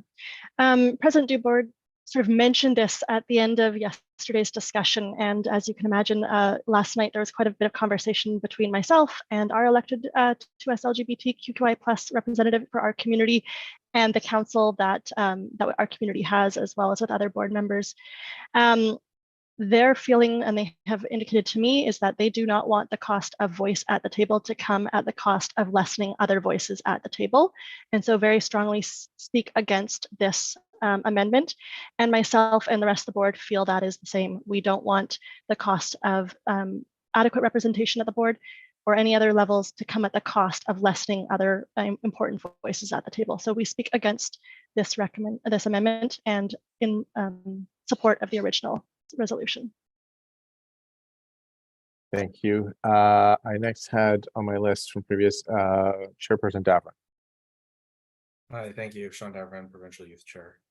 I really struggle with this resolution, or the amendment to the resolution. It is creating second-class voters and second-class positions. And I think that that's a really, really dangerous sort of path to start walking down. We're already a marginalized group, and then you take the women and you take the youth and the 2S LGBT, and to say that the voice isn't equal there is just, it's really, really disheartening. You know, as you know, Dr. Kate said, I don't speak in a way that I want to, you know, only speak for youth. I speak the way my youth want me to speak. And I advocate on behalf of them. And when you refer to, or sorry, when the resolution refers to 25% of, I believe it's still written as special interest, how many youth are there? You know, youth is 15 to 30, and then women are 50% of the population. And so we had the conversation with Angel yesterday where I believe they said, and as a very low guesstimate, 10% of Métis Nation is falling under the 2S umbrella. So you have that. And then, I mean, I'll just say plus because, you know, we're just using simple statistics here. Plus the 50% that are women. And then plus, I'm going to say a fairly decent majority of is youth. And this special interest group makes a lot more sense why we're there. When you look at the population breakdown of Métis Nation BC, we're there. That's why we need these voices. So I guess in closing, I will be speaking against this resolution or this amendment to the resolution. I just feel like this is a really huge step backwards in our governance structure and a step towards colonialism, which is scary, I guess. Thank you. Thank you, Chairperson Devon. You're pointing to your own head. Yeah, there we go. Okay. Thank you. President Graham. Good morning. June Graham, Alberni Clackawan. Yeah, I'd just like to share that I've had some comments shared to me that I think are important, and just read those off to you. Taking away the powers of representation is terrible. No, undermines all of our work in the last 20 years. The scales need to swing in favor of underrepresented groups that are most vulnerable and marginalized. It introduces marginalization at our highest level of governance. It's backwards. And I'd also like to make a comment as well. I've had someone check in that has felt that yesterday, and it's made them feel very alienated and like questioning whether they want to be part of MNBC.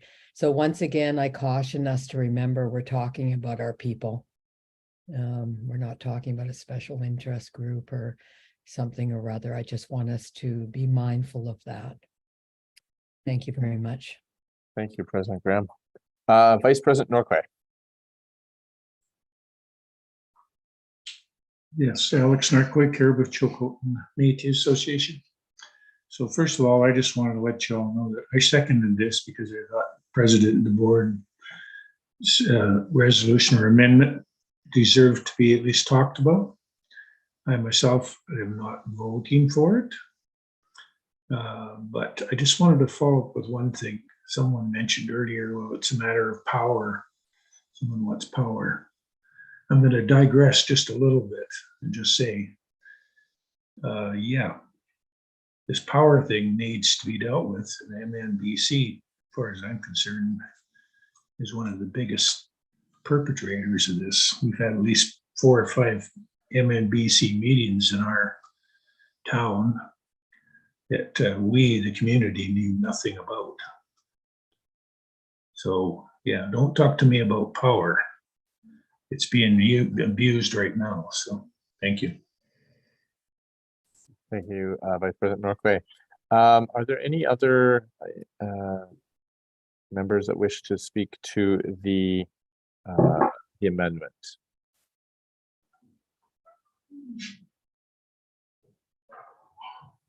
Question. I'm hearing question. I'm not seeing any other hands. Okay. So this will be another vote by way of poll. So this would be if you are in favor of the amendments put forward by President DeBoer. Just if I can just a quick moment. My Deputy Clerk is trying to get my attention.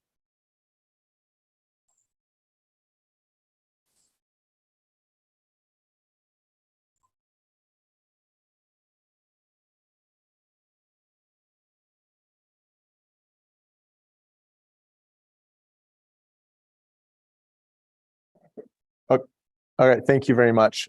So when it was originally read out loud and then clarified by President DeBoard, we had the wording for the amendment to Article 21 of the Constitution, but then he mentioned the also the intention. So let's just go with the top one. I feel like the top one's the most important and then we can kind of look at the rest later but I think that fundamentally it's whether advocacy groups, whether elder men, like, are we becoming a community of advocacy groups, or are we becoming a community that listens to our advocacy groups?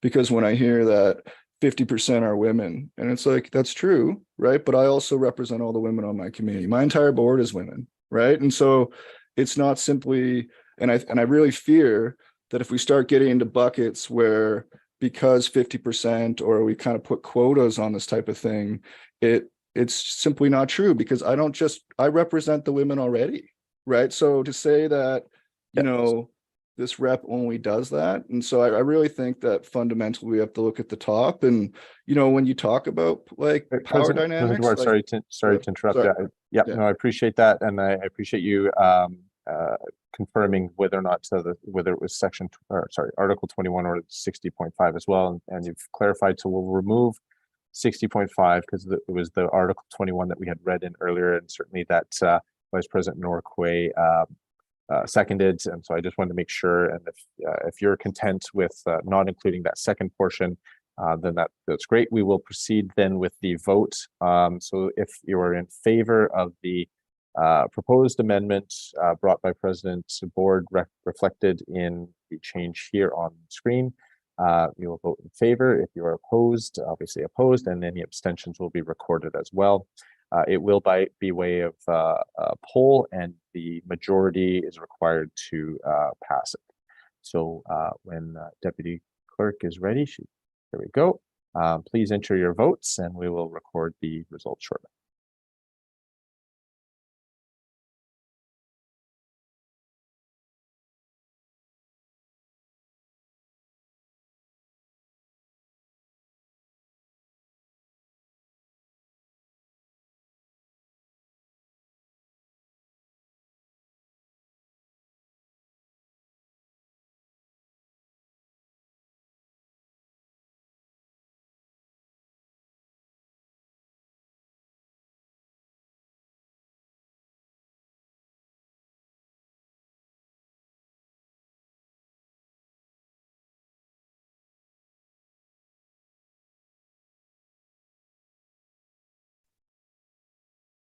All right, looks like everyone's entered their vote, so I'll ask Deputy Clerk to close the poll and report on the results.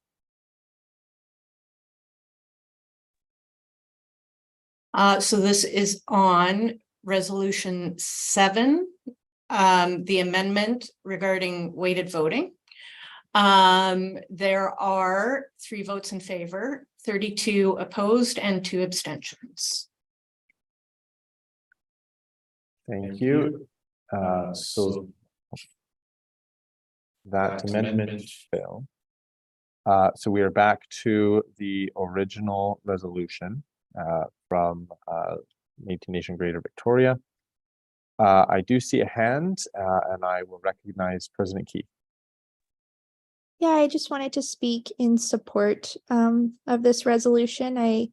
It's been tough as a youth rep when we've been assigned LGBTQ tasks. So for instance, I as a youth, I had to work on the Pride Sash, the original one, and I was a bit uncomfortable having to do that. And I do think they need their own group and their own space because, being a woman and a youth, you shouldn't be assumed as being part of the LGBTQ. So I'm definitely in favor.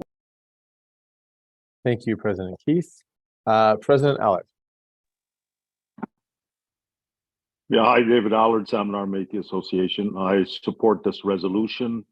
And if anyone supports it but votes against it based on the premise that they require more time to consult, I think that's not appropriate. There's a good chance that if this doesn't pass, it may not be brought up again in the future. Now's our opportunity to move it towards the AGM. So please consider that. If you vote against this because you want more time, this may actually die. So the true support would be to voting yes, keeping it alive, bringing it to the AGM. Thank you. Thank you. And I do know we have had a significant amount of discussion overall, and I have one further hand up, and I'll close it after our next speaker, and then we'll move to our vote, given we still have two other resolutions. Vice President Norquay. Yeah, call question. Thank you very much. So this, it will be by roll call vote. Given that this amends a number of pieces of legislation, it will require a 75% to pass. And so I will turn it over to Mr. Beaker for this portion.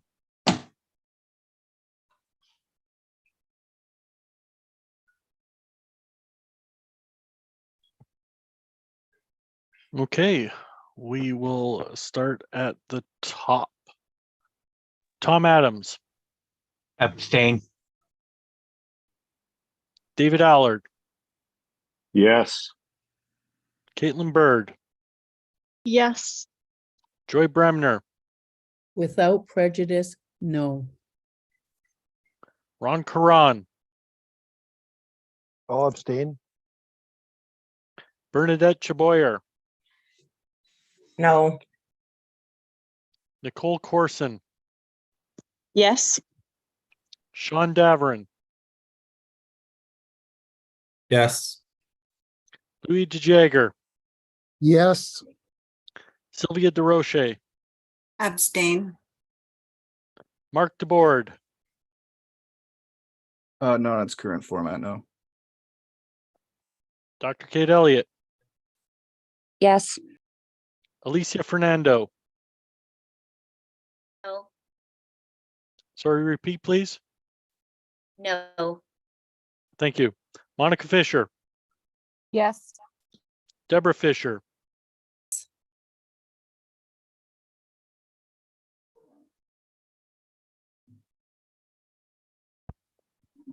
Deborah Fisher. Yes. Thank you. Paulette Flamond. Abstain. Rainey Gervais.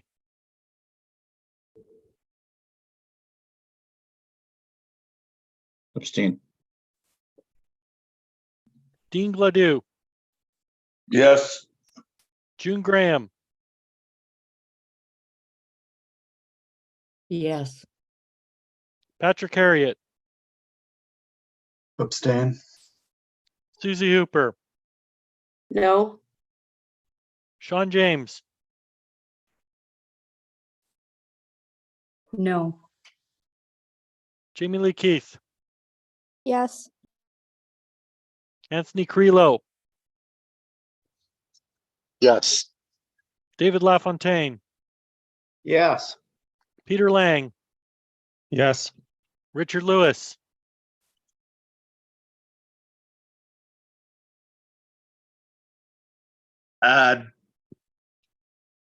Yes.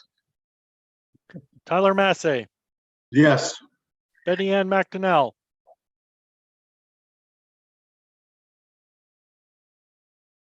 Sorry, couldn't unmute. Yes. Thank you. Alex Norquay. Yes.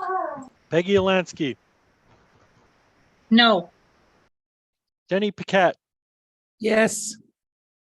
Mert Servatius. No. Dana Shaw. Abstain. Lisa Smith. Abstain. Natasha Smith. Yes. Joyce Sundin. No. Pixie Wells. Bingo.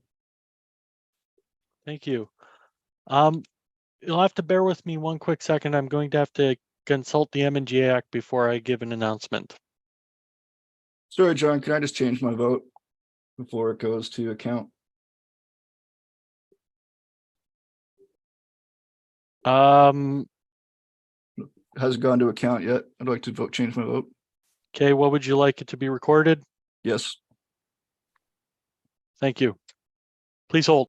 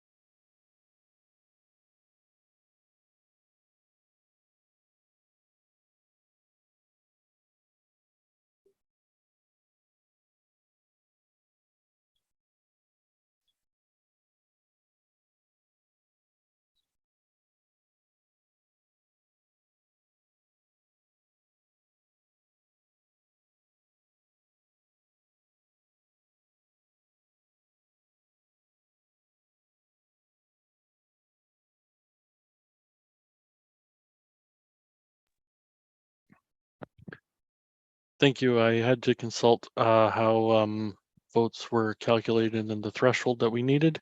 The vote tally is 22 in favor, 8 opposed, and 8 abstentions. 29 votes in favor are required to meet the 75% threshold. Thank you, Mr. Beaker. Resolution Sorry, can I number, ask a question on that? Just on a point of order. Is it 75% of everybody here, or is it 75% of the people that voted? Because I'm hearing because that would just mean abstains and no in essence, right? So can we just double check that? Because I'd like it to just kind of take a look at Certainly. Yeah. Article 4.5 of the MNGA Act, which I was checking before I announced, ratification of legislation or amendments to the Constitution that are properly before a governing assembly shall require a majority of 75% of the roll call at a governing assembly. So it is of the people who answered as present for quorum, which is why we do a quorum call every time we come from a break. But that's a very good question, President DeBoard, and that's why I wanted to check before I announced. Thank you. Thank you for clarifying that. yes, thank you. So as a result, the 75% threshold is not met and resolution 7 does not pass. We are thus on to resolution number 8. And I will again turn it over to Mr. Beaker for the purpose of reading resolution number 8.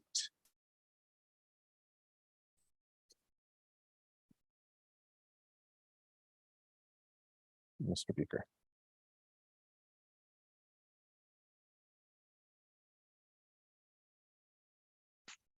Sorry, I'm having to act like an overactive octopus sometimes here. Needed to get the text up for resolution 8. So we're good to go. Resolution 8 submitted to the June 2023 Métis Nation Governing Assembly. The subject is extension of voting timelines.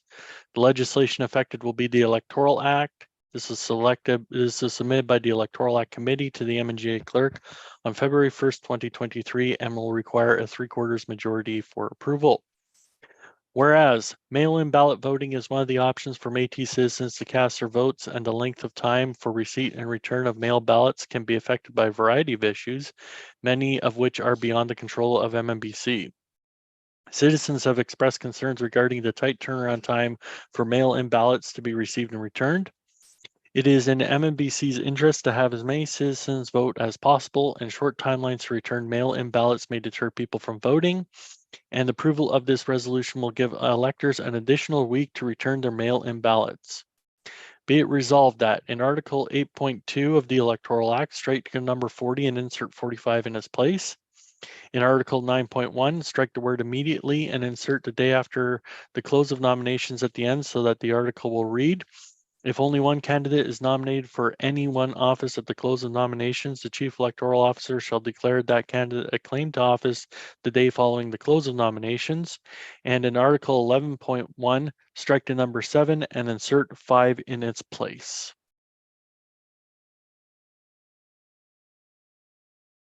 Thank you very much. And I will look for a mover and a seconder.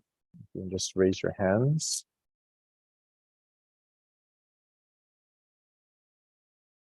Thank you. I recognize President Massey. I so move. Thank you. And Director Harriet. I'll second. Thank you. The resolution is before the floor, and I'll afford an opportunity to President Massey to speak to it first if he wishes. Well, it only makes sense. It's a pretty simple thing to go forward, so let's do it. Thank you very much. And I'll next turn to Director Harriet. So I'm on the electoral committee, or electoral committee, I guess it is. And the whole thing around this is just providing more time for mail-in ballots, because that's been problematic in the past, and it'll lead to better representation and yeah, more time to get ballots to and from electors. Thank you, Director Harriet. I next have Vice President Norquay. Yeah, I'm voting in with this resolution, and this came up a couple of years ago when we had one of our first electronic only mail-ins, and we had many of our, not just seniors, but other people who there was a lot of computer problems. It turned them off just royally. So the last time they refused to have anything to do with the electronic voting, even though we told them it was working much better than the first time. They want the mail-in ballot. So they want that feel of the pencil in their hand and marking the piece of paper. That's what they're used to. So I'm voting for this. Thank you. Thank you, Vice President Norquay. Is there anyone else wishing to speak to resolution number 8? Not seeing any other hands. Question. I'm hearing question called in the room. And no one has jumped in with a hand. So yes, we will move then to the voting. And again, I'll turn it over to Mr. Beaker. This will require 75% and by roll call. So I'll turn it to Mr. Beaker.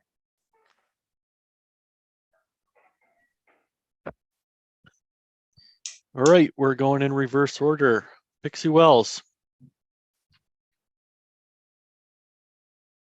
I'm gonna abstain. Joyce Sundin. Yes. Natasha Smith. Sorry about that. Yes. Lisa Smith. Yes. Dana Shaw. Yes. Mert Servatius. Yes. Denny Paquette. Yes. Peggy Lansky. Yes. Alex Norquay. Yes. Betty Ann McDonnell.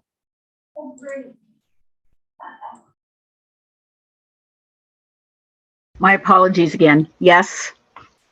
Tyler Massey. Yes. Richard Lewis. Yes. Peter Lang. Yes. David LaFontaine. Yes. Anthony Creelo. Yes. Jamie Lee Keith. Yes. Sean James. Yes. Susie Hooper. Yes. Patrick Harriet. Yes. June Graham. Yes. Dean Gladue. Yes. Rainey Gervais. Yes. Paulette Flamond. Yes. Deborah Fisher. Yes. Monica Fisher. Yes. Alicia Fernando. Yes. Dr. Kate Elliott. Yes. Mark DeBoard. Yes. Sylvia DeRoche. Yes. Louis DeJagger. Yes. Sean Davern. Yes. Nicole Corson, Yes. Bernadette Chaboyer, Yes. Ron Karan, Yes. Joy Bremner, Yes. Caitlin Bird, Yes. David Allard, Yes. Tom Adams. Yes. Did I miss anyone? Oh, Wendy. Yes, you missed me the first time too. I would have voted yes on the first vote, and I would vote yes for this one. I apologize for that, Wendy. I will record you for this one. Wendy Schneider votes yes. Thanks. Okay. So there was one abstention and the rest were in favor, so that does pass.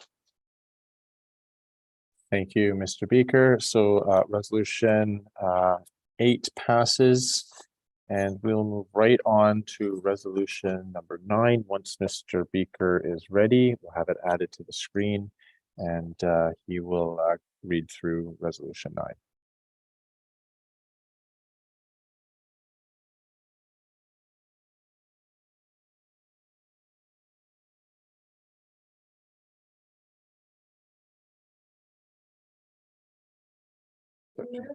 I see President Lewis with his hand up. We're Go in ahead. favor, so that does pass.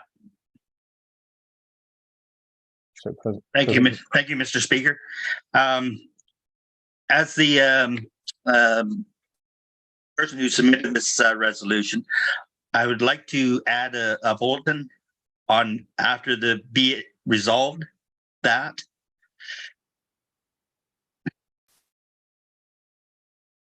Sorry, I missed that. Can you repeat? Okay, yes. As the persons submitting this resolution, I would like to add another bulletin in the be it resolved that. And after the can demonstrate historical or family ties in British Columbia, including a link to a chartered community. The next bulletin would be does not hold a Métis citizenship card in a province that is recognized by Métis Nation Canada.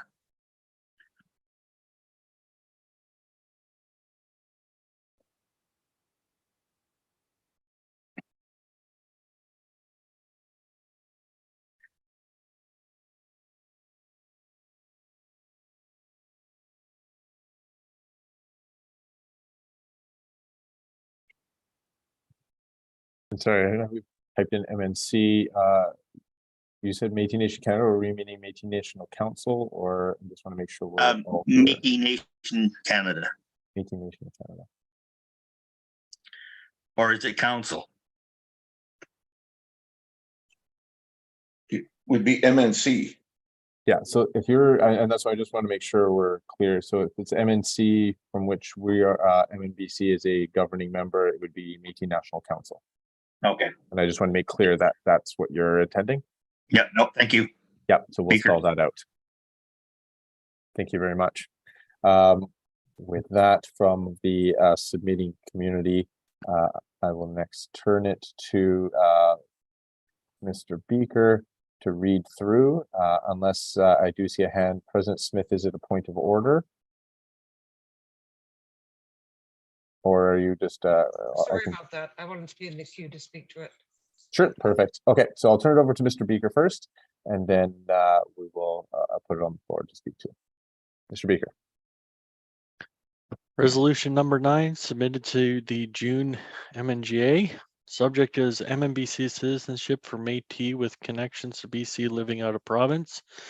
This will affect the Citizenship Act. It was submitted by Cowichan Valley Métis Association to the MNGA clerk on April 24th, 2023, and will require a 3/4 majority for approval. Whereas all BC Métis need to be provided access to benefits and resources that are provided by Métis Nation British Columbia, it is in the interests of the Métis Nation British Columbia and its citizens to have as many people with ties to British Columbia as possible represented by MNBC. All Métis persons should have the inherited right to have representation from the province that they were born in and or their Métis immediate or extended family members resides. I'm reading off the screen, so scroll. Thank you. Not all provinces are recognized by Métis Nation Canada in which MNBC is a member. Be it resolved that the following be added as a new Article 3.2 to the Citizenship Act. Any person who submits an application for citizenship as described in Article 3.1 and meets the citizenship criteria set out in Section 61 of the Constitution and resides outside of British Columbia and can demonstrate historical or family ties to British Columbia, including a link to charter community, and does not hold a Métis citizenship card from another province recognized by the Métis National Council, is eligible for Métis citizenship. In current Article 3.2, strike the word "and" following the number 3.1.1 and insert a comma in its place. Add the words "or 3.2" following the number 3.1.1 so that the article will read, once the registrar is satisfied that the applicant has met the conditions in Articles 3.1, 3.1.1, 3.1.2, or 3.2, the register may issue the applicant notification of community acceptance not exceeding 90 days, and then issue a Métis Nation British Columbia citizenship card, and renumber the remaining subarticles in Article 3 as required. Thank you very much. And I'll turn back to briefly to President Lewis. You are moving this resolution? I so move. Thank you. And the next hand I did have is President Smith. I'm not sure if you were seconding or just going into the queue, but I'm looking for a seconder at this point. In the queue, thank you. Do I have a seconder? I see a second hand, President Adams. Yes, I second. Thank you. Just a moment. Thank you. So the resolution is before the Assembly, and I'll turn it to President Lewis to for any comments or discussion to start us off. Thank you, Mr. Speaker. In our community, and I'm sure in others, the military and the RCMP members, they're transferred all over the place.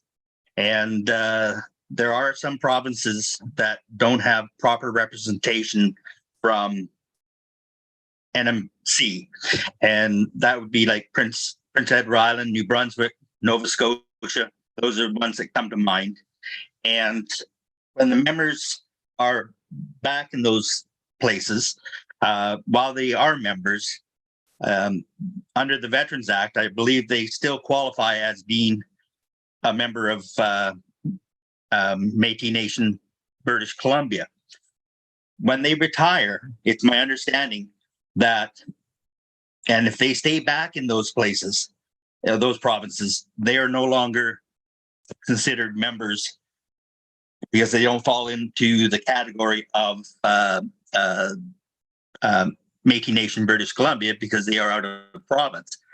But we need to bring our family and friends back to BC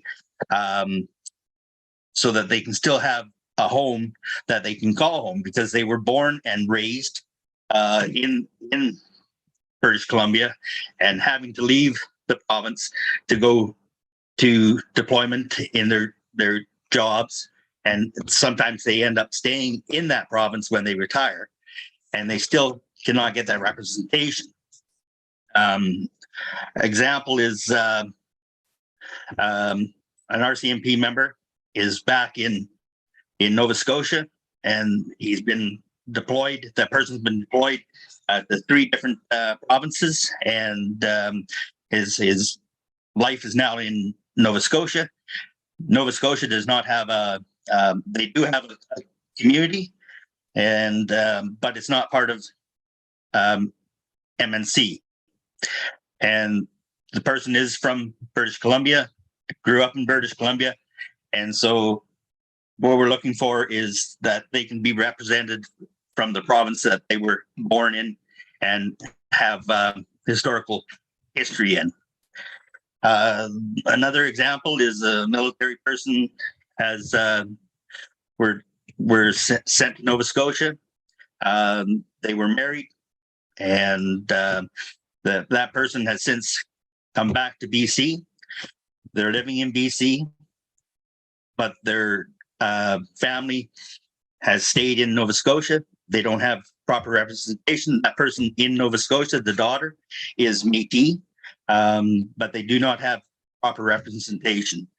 We need to correct this so that each individual who is Métis and has family historical ties can become a member of Métis Nation, British Columbia. And that's why I'm submitting this resolution. Thank you. Thank you very much, President Lewis. I'll next turn to President Adams as the seconder. As a seconder, I fully support this resolution. I know as an ex-military member, I have lots of military friends where I am in Comox that are posted out of province, have their MNBC citizenship, have to give it up, and then go to Ontario, have to get their Métis citizenship there. Then they're posted back here within 3 years because this is where they end up wanting to stay.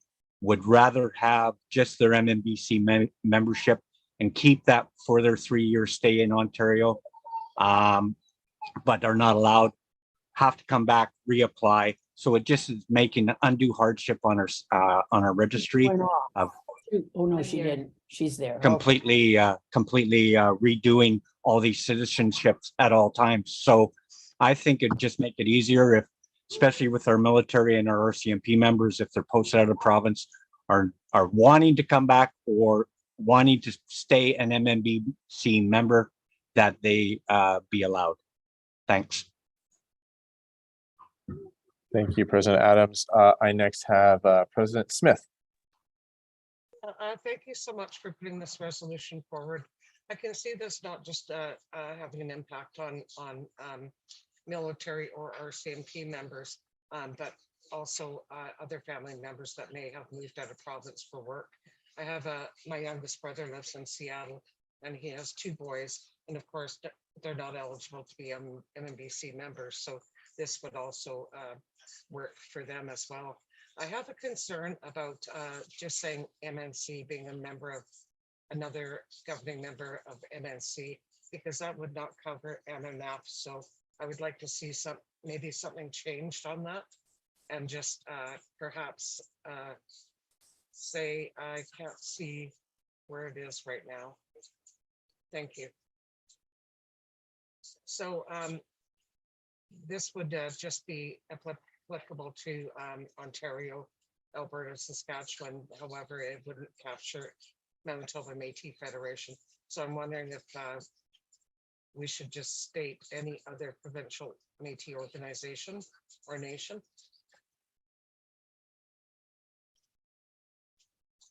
Yes, thank you. So I just want to be clear. So this would be essentially, this would be an amendment that you're proposing.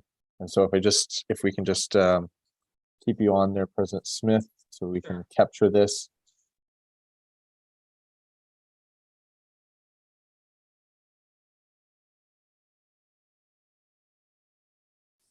Very well. Sorry, while we're doing that, President Smith, I did get a couple people in the chat saying it was difficult to hear you. If you could speak up, maybe. Or there Sorry you go. about that. I had my microphone up. I put it up when I drink coffee or something like that. So thank you. Would you like me to repeat? No, I think that's good. I just want to make sure that we've captured in the red here your proposed amendment. Is that? I'll second that with a slight change if I could. Sorry, if I just I've got a couple other hands up first. Just please include yourself on the list, and I'm just wanting to make sure that we've got initially what the amendment proposed by or suggested by President Smith. I think that wording is not really hitting it. It should say does not hold a Métis citizenship card from another province. Recognized by any other provincial Métis organization. No, I that's see confusing.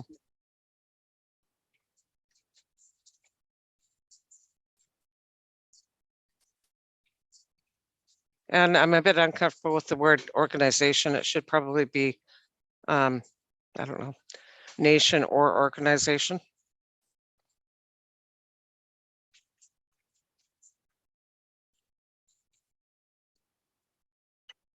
Yeah, I'm happy with that. Okay. So I did have some of the hands, so perhaps the next hand I did have is Vice President Norquay. And so I know I have got the list for the remaining or on the original resolution. Are you willing to second this proposed amendment, Vice President Norquay?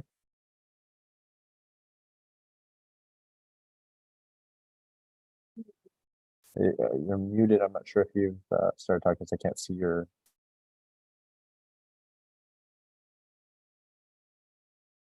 Vice President, okay. Perhaps I'll jump to the next hand that I had in mind, Director Hooper.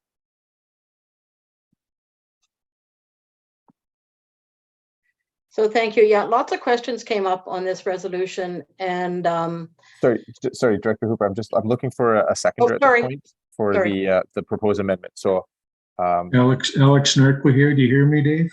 I do now. Yes. Yeah. No, I'm not prepared to second this motion. Perfect. Now I did hear. I believe I heard Director De Jager, and I'm seeing hands again. Some of the hands that I only see portions of the screen. So I see a seconder for Director De Jager. So if I can just have everyone just give me a second so I have everyone on the list, because we're going to essentially create a new list. Let me make sure I've got everyone.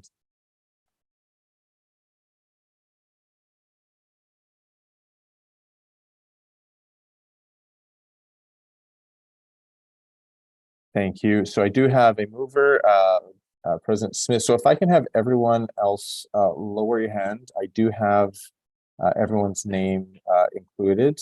Thank you very much.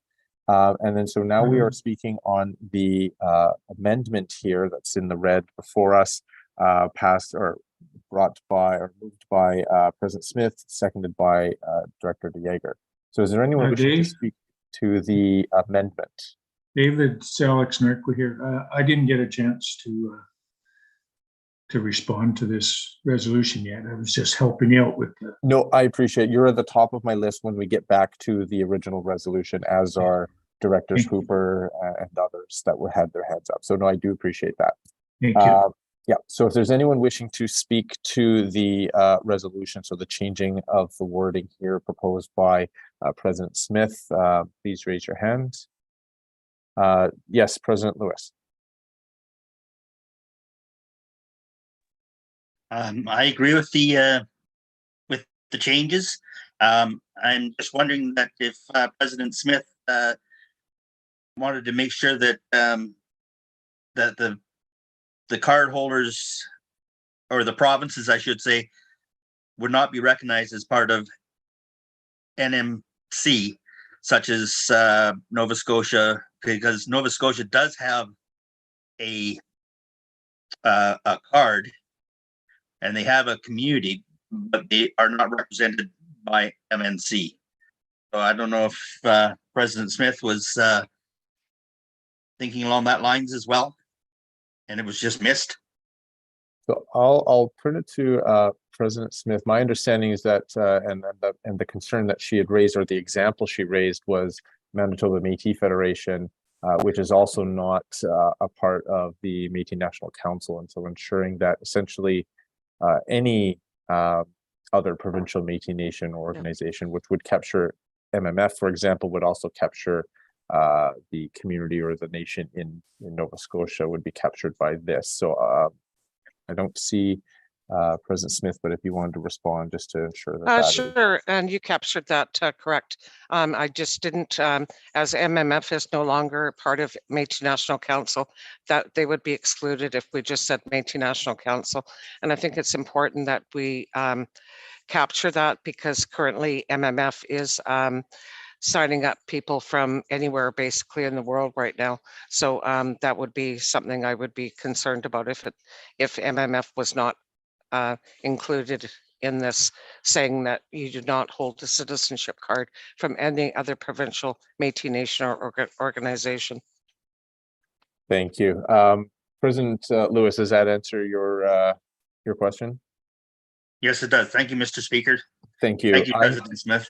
Thank you. I next have, I had President Bremner, or it could have been President Graham. I'm not sure which of the two. And then I've got Director Harriet after that. June Graham, Alberni Clackwood Métis. I am in favor of this amendment. I support what Lisa has said. I think that it's very, very important that we start setting precedent around that. But I'm not sure how we're going to do that because we don't have access to people's citizenship files, so we don't know if they're double dipping or not. But we're certainly aware of folks that have been doing that. So I'm really in favor of the direction that this is taking. Thank you very much. Thank you very much. And I next have Director Harriet. Thank you. Yeah, wording things is really choosing the correct words is really important, and I understand where this is going, but I would suggest, if I could, an amendment to the amendment, because I know that certain bodies consider themselves national in scope, so provincial may not capture that perspective, as well as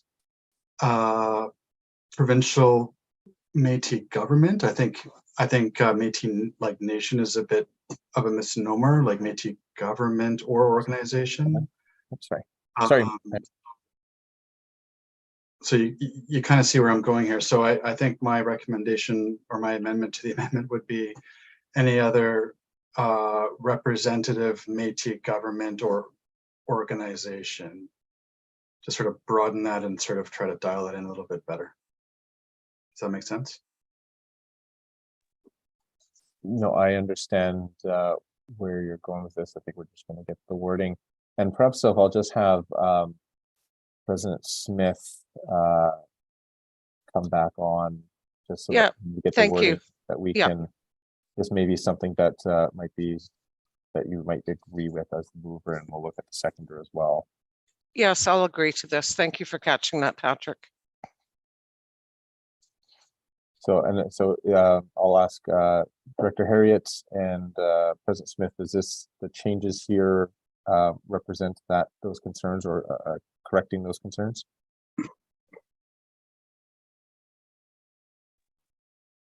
Were you asking me again? Yes, so first you and then also Director Harriet, but for this. Yeah, I Okay, believe this is adequate. Thank you. And Director Harriet? I think that sort of captures where I was going there. Thank you. And as the original seconder of the amendment, Director DeJager, is that okay with you as well? Yeah, when I seconded, I wanted to second it with a slight change, and removing provincial is exactly the slight change that I like. So totally approve. We're all okay. So we're all on. Okay, so we'll move forward with the proposed amendment as set out here with those portions struck. So thank you very much. The next hand I had was Director Fisher. I put my hand down because it was answered. Thank you. Thank you very much. Then I also have Director Gervais. Yeah, I just I like the way it's worded for it does not hold a Métis citizenship card from, but I'd like to exclude any and just have it does not hold a Métis citizenship card from other representative Métis government or organization.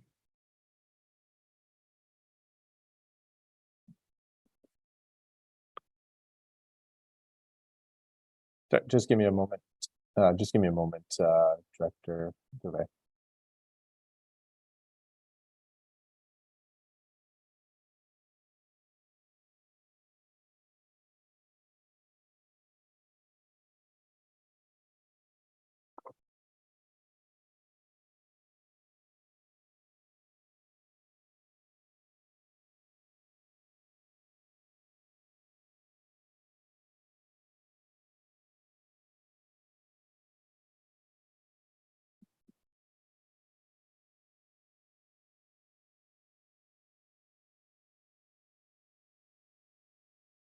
Thank you for that.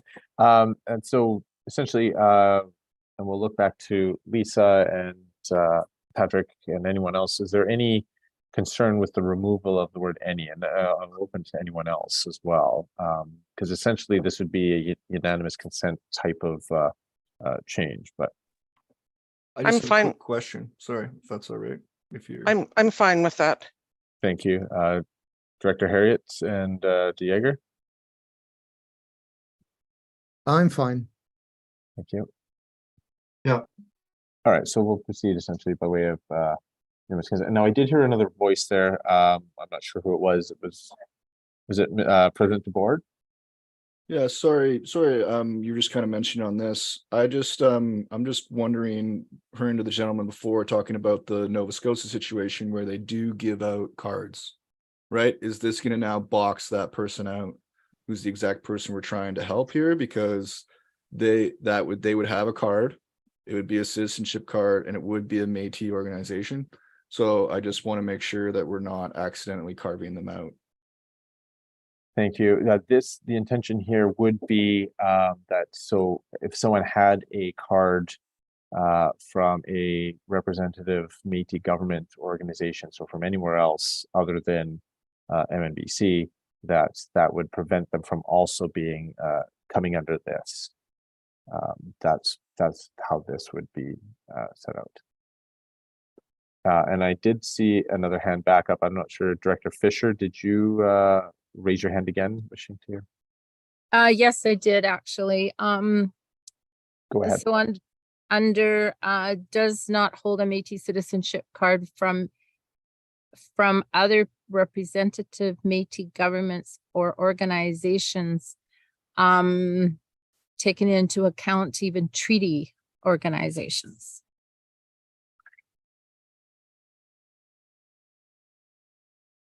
Sorry, I think that's already covered under the Citizenship Act with regards to First Nations or other, like where, just give me a moment. I'm just going to consult the. I'm actually talking about a Métis treaty. Oh, a Métis treaty. Okay, just give me a moment.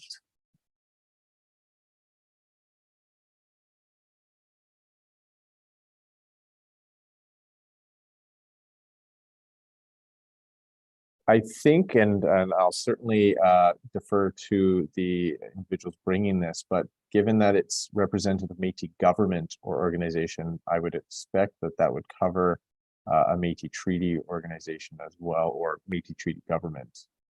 But I'm not familiar with which Métis treaty, for example, government. But for example, I could see this. If someone were a member of one of the Métis settlements in Alberta, because that is a representative Métis government, that would preclude them from also holding an MNBC card as per the proposal here. I'm not sure if President Smith, Director DeJager, or Director Harriet wish to comment on the question or the comment from Director Fisher. I'll open it up to either of. Yeah, at this time, there are no other Métis organizations with treaty. And I think if that ever happens, we could make an amendment to this at that time. But I'm comfortable with it just the way it is right now. I see. And I think the wording here is quite broad, where it's a representative Métis government or organization. So if it's, that may cover, I'm not sure again which treaties are out there that I can think of, but would certainly be open to amendment in the future if and when there is such a non-government or organization that would not be captured in this wording. Does that answer your question or concern, Director Fisher? No, I don't think so, but I guess we'll go with the flow. Well, I want to make sure, is there a proposed wording that you're saying to so that it's captured or not wanting to capture? I just want to make sure we're hitting all the concerns that are raised by the floor here.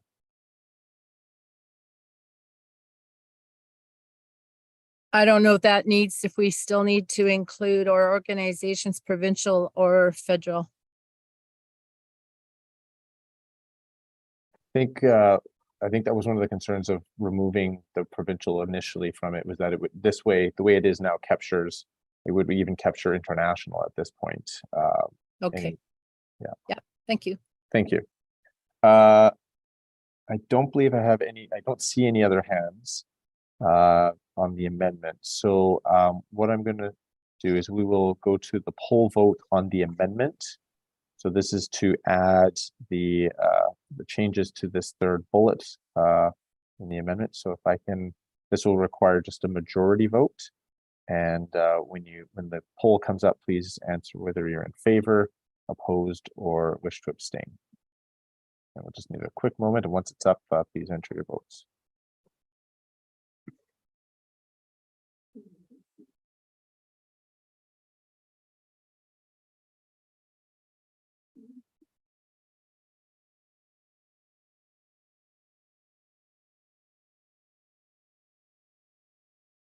Thank you. Please enter your votes, and then once we close it, we'll have our deputy clerk read the results.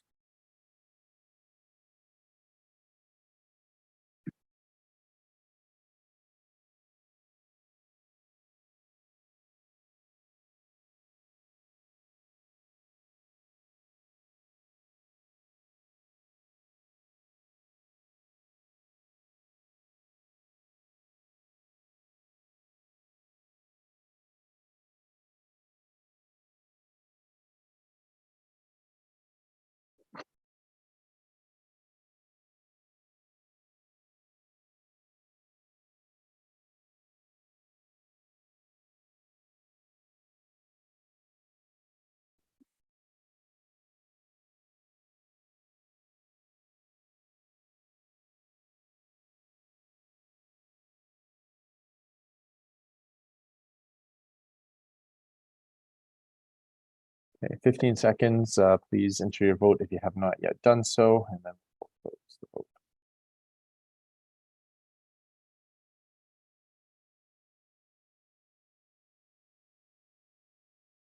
Thank you. If you could close the vote and report the results.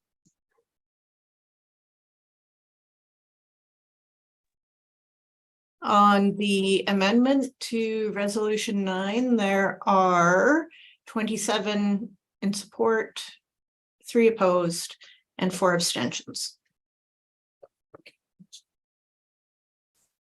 Thank you very much. So it does pass. And echo going. Okay, great. I think we've lost the echo. Perfect. Thank you. So the amendment passes. So we can just change, put the wording, remove that. And we are back to the original resolution as amended. Did you see Monica has something in the chat there? No, I didn't see the chat. What's Her poll didn't come up. Yeah, my poll didn't come up. Can you advise, that's odd, but thank you for pointing that out, your vote, then we can record that. As a yes. Thank you.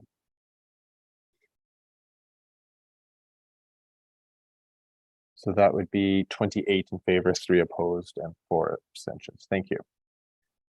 So we are back to the resolution number 9 as amended. I'm back on my original list, and so I am at Vice President Norquay.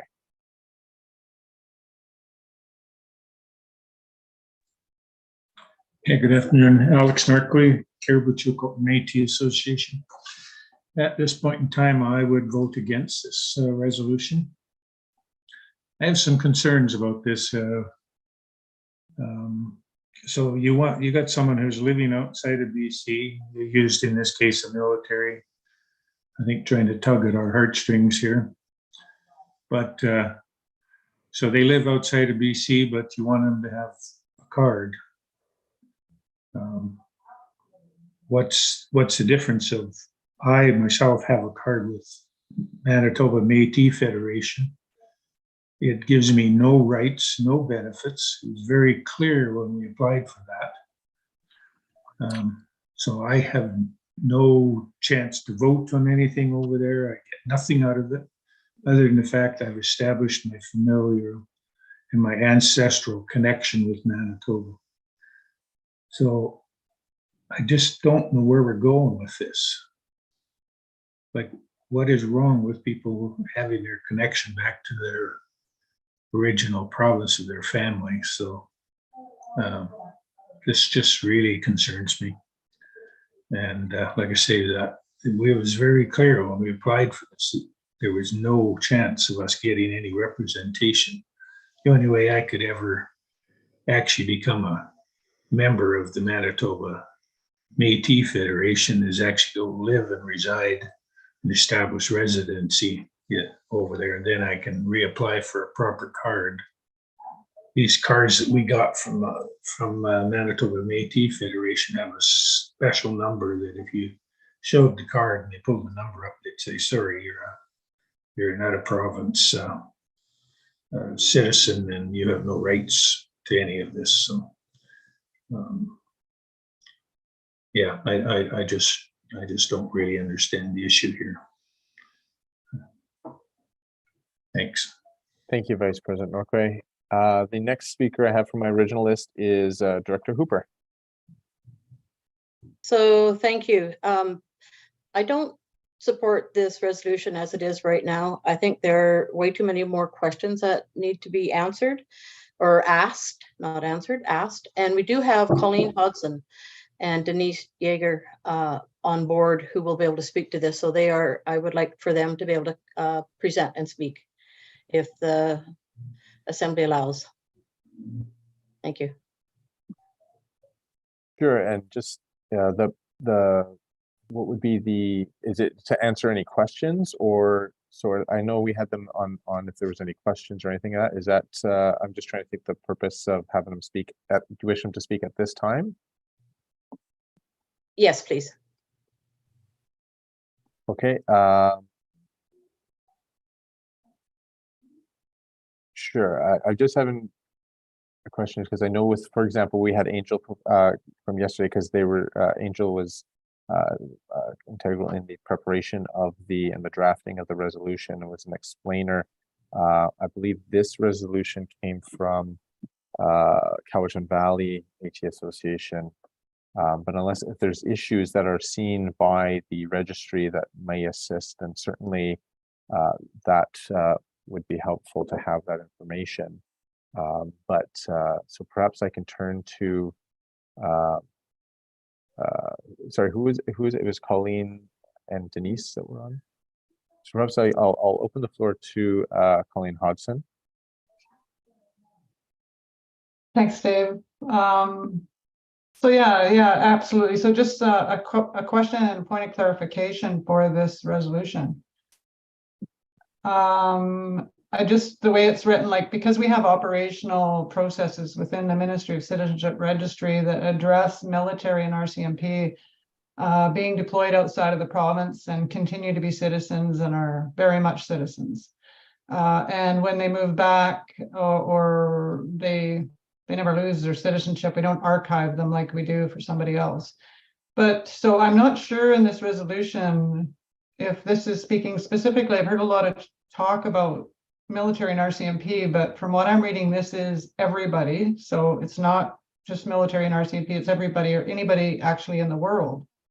So from what I just need to understand from the resolution, if that is the case, if you are a person that lives anywhere in the world but have a family member that is an MNBC citizen that lives in BC, that you can apply for citizenship.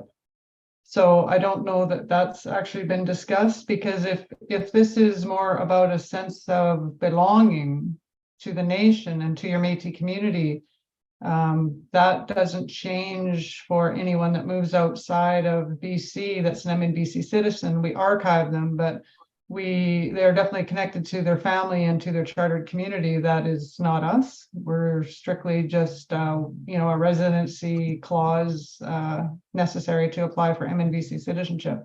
So just there's a few questions, as Minister Hooper said, just about the resolution and maybe some clarifications, because currently it states that anybody outside of anywhere could be born in Nova Scotia and apply for citizenship with MNBC. So I'm just not too sure about that. So I'll just point a clarification to that. Thank you. Thank you. And so I have a list, and one of the next speakers I have, excuse me, is President Lewis. And as the mover of this, perhaps I'll turn to him to perhaps respond or provide that clarification. My understanding is that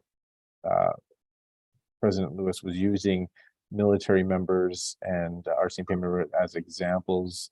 Certainly there might be examples of, I think he also used examples of people moving to other areas to work, or if you have, for example, one example not mentioned, but exchange students or people studying in other places that might capture as well. But I'll turn it to, and then he's jumping the queue a little bit, but just in response to the questions from Colleen Hodgson, I'll turn it to President Lewis. Thank you, Mr. Speaker, and thank you, Colleen. Colleen and Denise and myself, we did have a discussion along with Nicole regarding this resolution, and it was basically to encompass people who are from the province, who have moved away due to their job, their position, family that are still in Canada, and well, my intent was still in Canada in the provinces, and that they can at least belong to the community that they're from, because the other provinces aren't recognized as being members of MNC. So that's the gist of it. And also, Colleen, I believe my understanding is that if a military personnel, when they're deployed, and we'll use Nova Scotia as an example, and they retire, and they already have their card under the Act, the Veterans Act, and they retire in Nova Scotia, they no longer become a member of an NBC. Is that correct? Dr. Hudson, if you wish. That is correct, absolutely, President Lewis. So if you are not deployed and you're remaining outside of BC on a voluntary basis, then your citizenship is archived. That is correct. See, that is also something this will address, and that's one of my concerns as well. So I believe that, again, when we say the word archive, you're still a Métis, you're still a Métis citizen, but you're now put on the back burner, and NNBC or the registry will have nothing to do with you anymore. So this would kind of alleviate that, as well as mentioned that some students, they go out of province and they end up getting a job elsewhere. Their homeland is based in BC, and that's where they were born, raised, and their heart is there. But because of their job, different situations, they end up elsewhere. But they're still from BC, and they're still Métis, BC Métis. So this is what I'm hoping this will all address. And I'm not sure, Colleen, if I answered your question or not.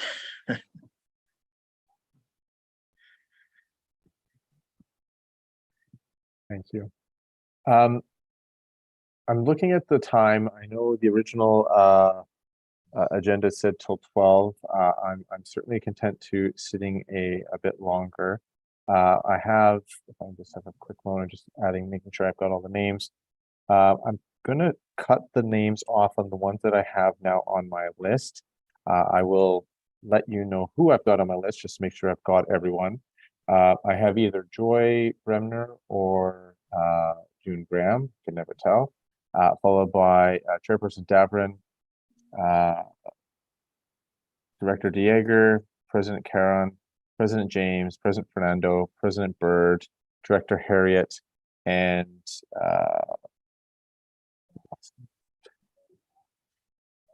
You can remove me, Chair. thank you. Okay, and I also have Vice President Norquay. So I believe either President Bremner said no, as well as Bigger. I've got Chairperson Dabra. Hi, thank you, Sean Everett, Virtual Youth Chair. This is terrible timing to bring this up, but I do have a point of information, and then I believe a point of order. The point of information for this, because it affects our constitution, just like the last one, abstention is in effect a no. And I would also potentially call for a revote of the last motion, as Wendy Schneider was not actually part of the vote. And I don't believe that Wendy Schneider's vote was tabulated. I'm very sorry that it's 12:07 and I'm bringing this up, but I think that, if we're going to do governance, we should do it right. And I just want to make sure that we're following the best process. So if potentially we could have that looked into, thank you.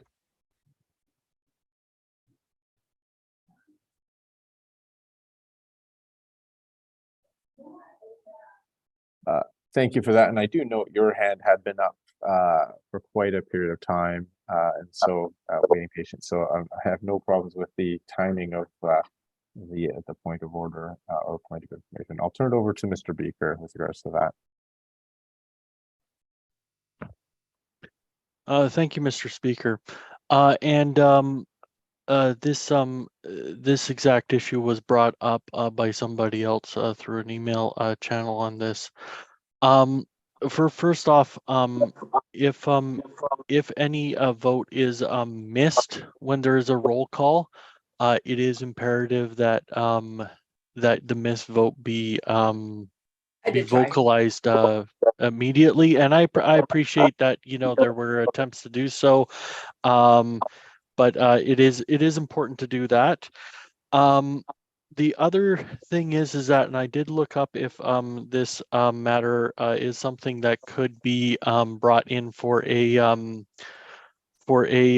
reconsider vote, and according to the strict rules about that, is that it would not be subject to a reconsider vote for the reason that it was not adopted.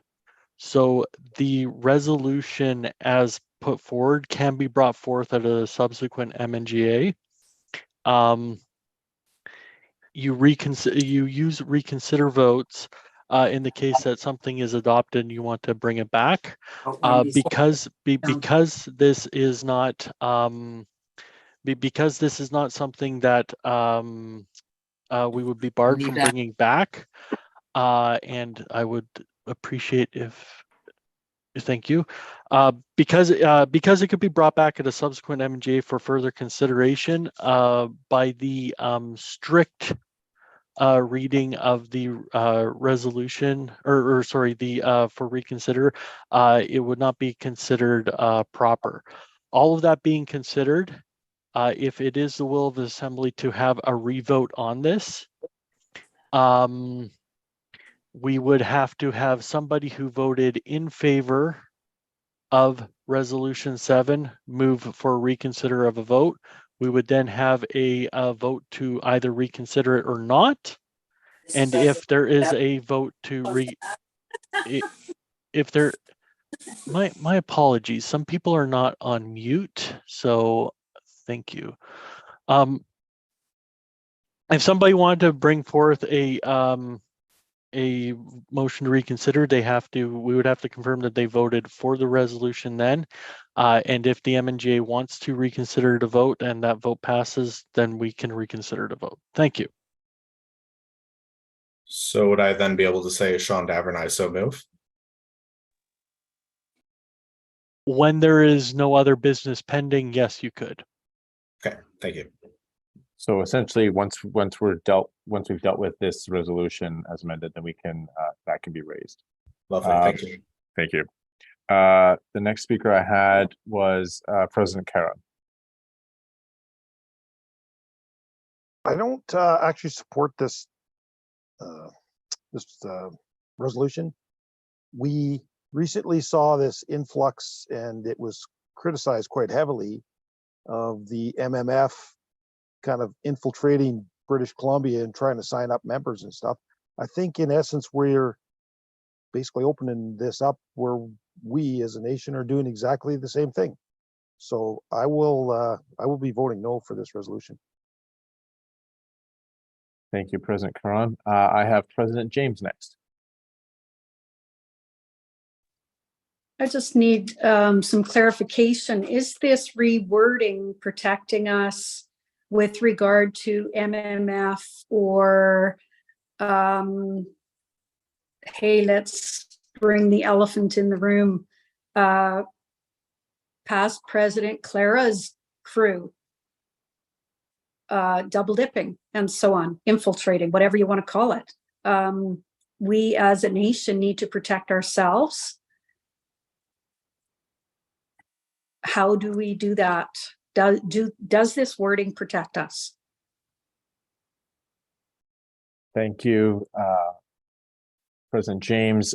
This section, or this considerations here relates to someone submitting an application. So it would be those individuals who are applying for MNBC citizenship, who would not be to be able to meet this, would not be able to hold a Métis citizenship card from other representative Métis governments or organizations.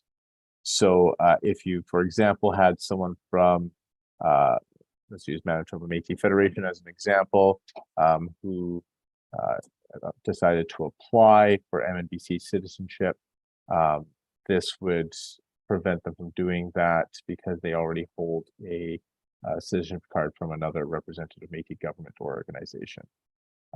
This resolution is more for applications, if I can put it that way, as opposed to current MNBC citizens. From the way, just because of where it's where the purpose is for the gaining of MNBC citizenship, if I can put it that way. So there may be other situations that are not captured by this specific resolution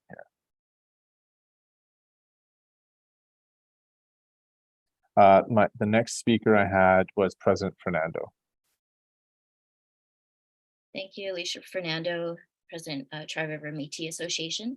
I understand the good intent, and I think we need to find a solution, but I am concerned that within the resolution, it doesn't get into that this person it would be helping has moved from BC. And I think it should also consider that if they do have other options to reapply in other provincial Métis organizations where they currently live, that that should be the standard if they don't intend to move back, as has been put in for within the Veterans Act as a safeguard there. I also have concerns that, we're in a critical point within our registry, and how that might impact the strength of our position with BC and Canada. So just 3 concerns there. Thank you, President Fernando. I have 3 more speakers from where I cut off the list. I've got President Byrd, Director Harriet, and Vice President Norquay. So yes, go ahead. Caitlin Byrd, Métis Nation, Greater Victoria. I'm speaking against this resolution. I do feel that it's important to have opportunities for people who are temporarily outside of our province to remain connected, students, veterans, etc. However, for folks who are permanently moved outside of our provincial boundaries, we are a kinship people, we are a relationship-based people. We don't need to have that formalized for those folks. So we, in our community, have people who grew up as members of Métis Nation Greater Victoria, as MNBC citizens. They have moved outside of the province. We still stay in contact with them. They're still part of our community, just not on paper. And so they don't vote in our MNGAs, they don't vote, or in AGMs, they don't vote in those sorts of things, but they are still a part of our community 100%. And that won't change. Nothing will take that away. We are a relationship-based, kinship-based people. We don't need it to be formalized when they move outside of our province. So I'm speaking against this. Thank you. Thank you, President Bird. I next have Director Harriet. Yeah, so I understand the intent of this. I understand people that are in provinces where they don't have the opportunity to be recognized or be part of Métis Nation British Columbia, or the Métis National Council, Métis governments. Like I do sympathize, and I'm actually kind of in favor of that. I think what I'm concerned about is some of the implications that I don't see sort of contemplated here, like about voting and about resources and about some of those other things. That I think there's a lot of considerations that haven't been sort of laid out in this. So I would like to move that this be carried over to our next governing assembly. In the same way as some of the others were previously, have the ability to work on this and perhaps clarify some of those issues and language before discussion at the next assembly. Thank you, Director Harriet. Do I have, that's a motion that requires a seconder. Do we have someone who second the motion to postpone to the next sitting of the MNGA? I believe that's in December, early December. And because I already have hands up, if someone could just kind of pop in, unmute themselves if they're willing to second that. Tyler Massey, North Island Métis, second. Thank you very much. If I can just have a quick moment, just make sure I've got, I'm keeping track of names and such. Just give me a moment.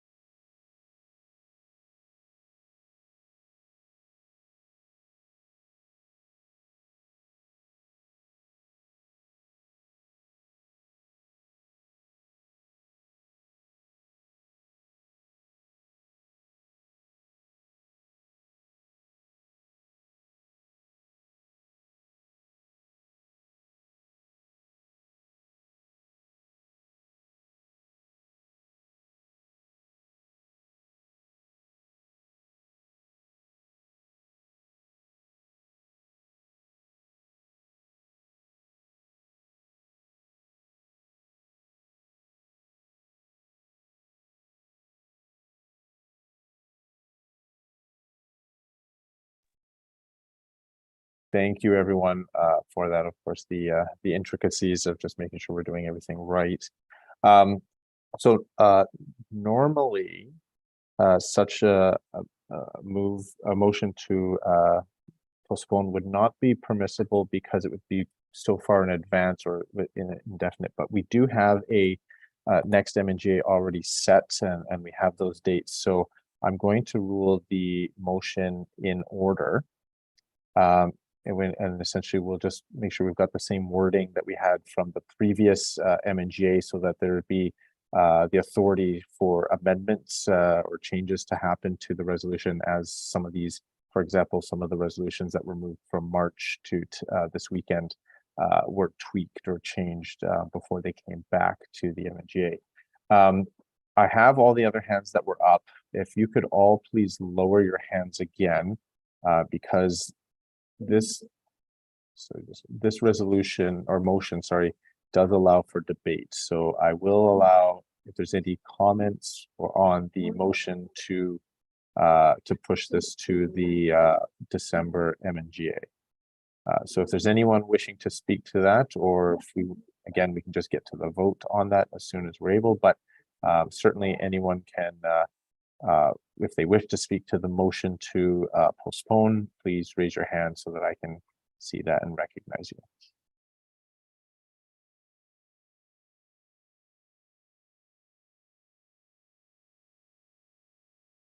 First hand, and again, some of these hands that may be still or may have been up. President James, oh, you removed your hand. Thank you. President Lewis is the first hand I have. I'm in favor of this motion to postpone. Thank you. And so at this point, if there's just any discussion that might be needed, if it's something to note in favor, that's helpful. We can maybe get to the vote sooner. I've got Director Gervais. I'd like to call a question. Thank you. And I did have Dr. Elliott with her hand prior to the question, that question being called. So I will certainly turn it to Dr. Elliott first.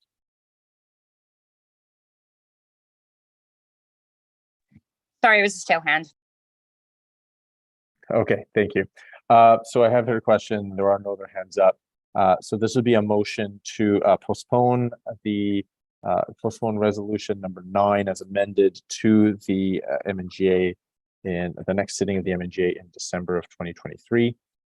This would be by a poll and will require a majority vote.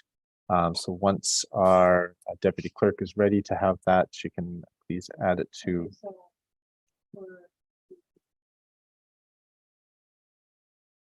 Just give us a quick moment. We just want to make sure we had the specific wording on the screen before we add it.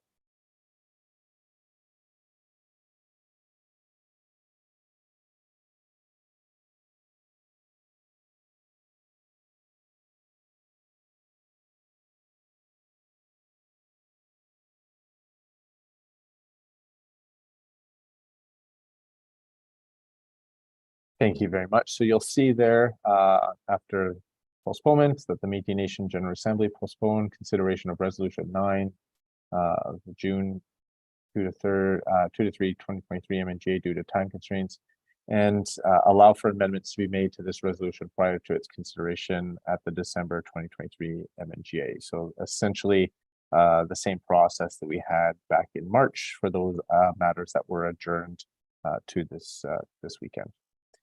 So when ready, again, a majority vote would carry this, and I'll ask our deputy clerk to put the poll up when ready. But sorry, point of clarification. Yes, Director Harriet. Shouldn't this be worded the December meeting? This was like the old resolution to postpone, and it should be amended to reflect the December. Yes, right? Sorry, yes, to the December 2023 MNGA. Thank you.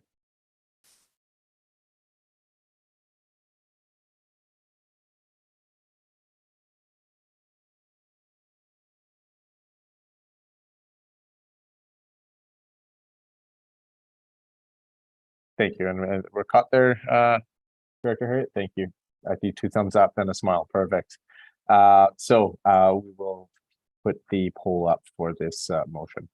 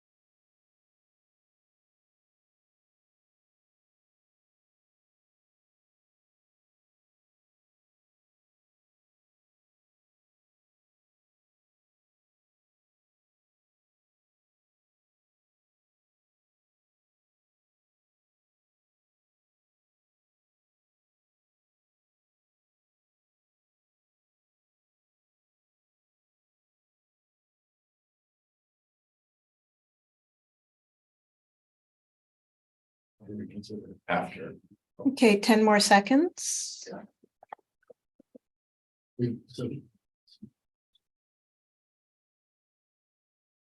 right.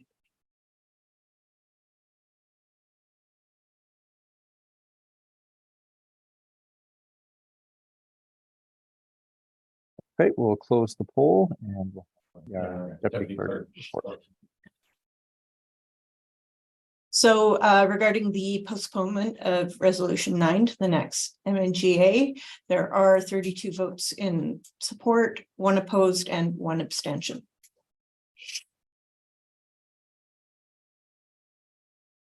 Thank you. The motion to postpone resolution number 9 as amended is passed, and so that will go to December.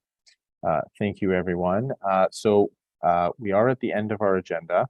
However, and I will turn to Chairperson Davrin, given the comment and the point of order or point of information that was raised earlier. So I will recognize Chairperson Davrin at this time. Wonderful, thank you. Sean Davin, Provincial Youth Chair. I'm just putting forward a motion to reconsider resolution number, I believe it was 7, based on a potential miscount. And I also think that it's important, and I don't think it was brought up, but what usually is that an abstention in this case, because it is affecting the Constitution, is in effect a no.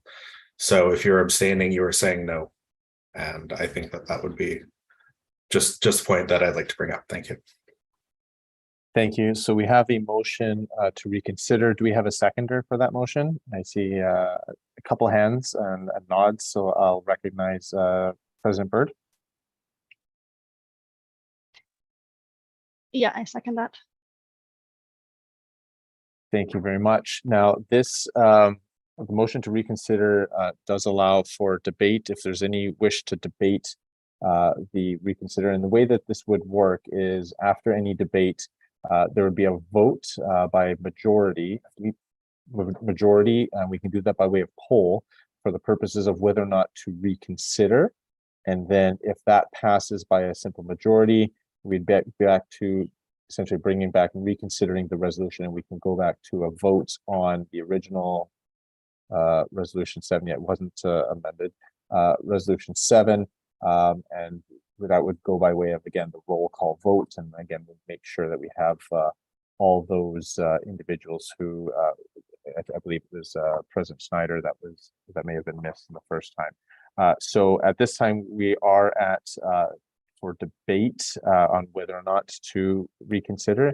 And the first hand I have is, or certainly I did hear from Chairperson Davin, and was that sufficient, or did you wish to speak further? Okay. Sorry, Chairperson Davin, are you fine? Yeah, I'm fine. And I also just note, Ron Caron in the chat, clarification, abstaining is a vote no. When we are doing votes that affect our Constitution, we need a supermajority. And so you need 75%. So you are not removing yourself from the total count. So it is in effect a no. Yes, that's correct. And that's with actually any resolution where there's discussion on the legislature or changes to legislation, not just the Constitution. I did, as a seconder, President Byrd, I'm not sure if there's anything you wished to comment with regards to the motion to reconsider. And then I would next have President Keith on my list. I would just like to say that even though abstention feels like a neutral vote, in this circumstance, it is not a neutral vote. And so keep that in mind. Thank you. Thank you very much. I next have President Keith. Ron asked my question, so I didn't vote to abstain in the last vote, but it's good to know that going forward because I misunderstood it. Thank you. Thank you very much. I have President Allard. Yeah, hi, David Allard, Salmon Métis Association. I'm glad we are getting this clarification. I would suggest that for important matters of this nature, clarification is made very explicit before the vote happens, as evidenced by a few testimonies of confusion. Some people voted no. And if this resolution doesn't pass, I'm okay with that. I vigorously supported it, but I'm okay with people voicing their opinions. Yes, that's pretty much it. So it will be on the record that an abstention is not supporting this resolution. So that is the important thing here. Thank you. Thank you. I next have President Wells. I just want to say I support revotes on this particular because of all the confusion, and some people didn't know that an abstention is a no vote. So I think when we're talking about our constitution, I think we really need to look at that. So I'm in favor of a recount. Thank you very much. And I have President McDonnell. I would just like to speak to supporting a recount as well, because I'm not sure that everybody was clear about the abstention vote. Merci. Thank you. Director Dieger. I just say maybe we should do a little account for quorum again. Some people have left, and those that are really uncomfortable can just step out of the room. Thank you, Director Dieger. That was something that we were going to do as a further roll call, given the end of the day. And I know there was a note that at least one or two people may have left the room, so we wanted to make sure we have it. And yes, as Mr. Beaker stated earlier, the MNGA Act, when looking, it's any legislation or amendments to the Constitution have been ratified. It should be presented. Sorry, just a moment. Yes, are probably before a governing assembly require a majority of 75% of the roll call. So again, we will do a roll call in a second, and then we will take, well, assuming that we have a vote for reconsideration, because that will only require a majority of votes that are cast. But if we get to if resolution number 7 is brought back, then certainly we will do that process. President Schneider.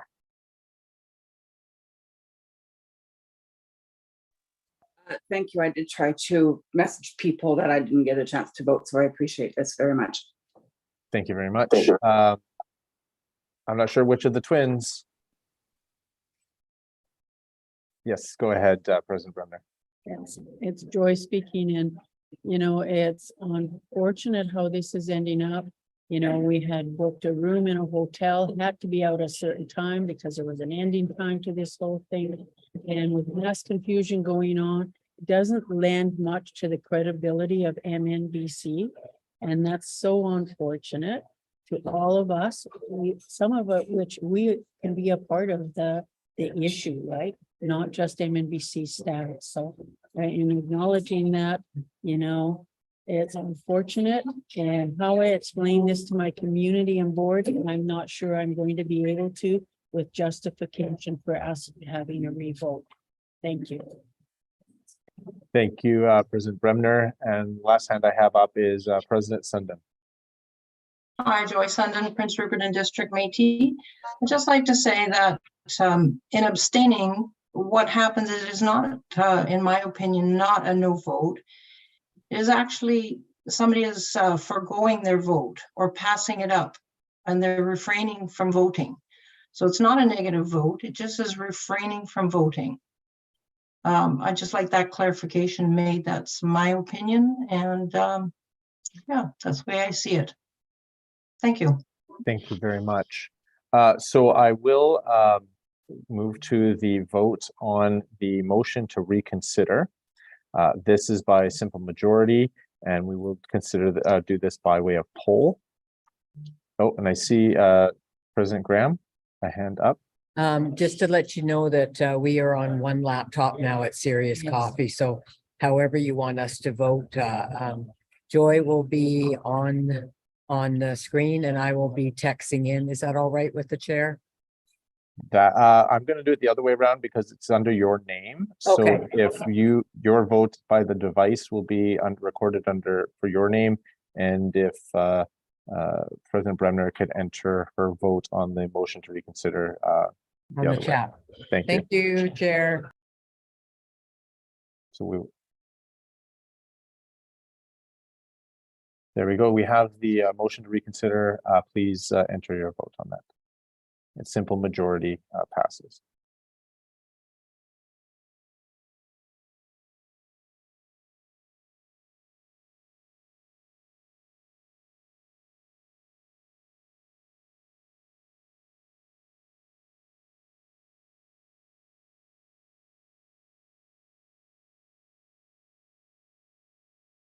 Thank you, President Bremner. We did record that.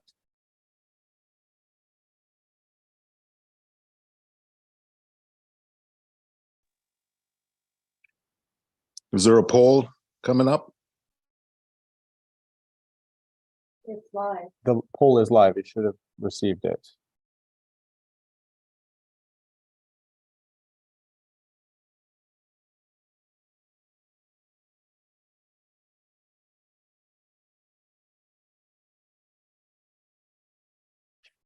If you did not receive the poll, please make it known. Just come on.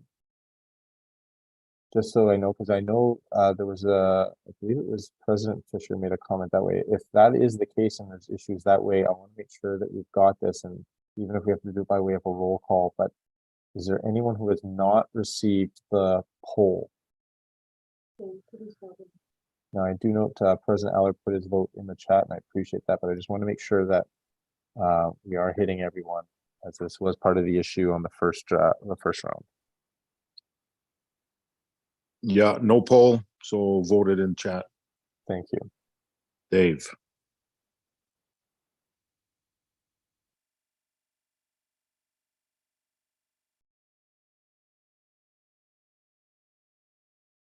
Give another 10-15 seconds to enter your vote if you have not yet.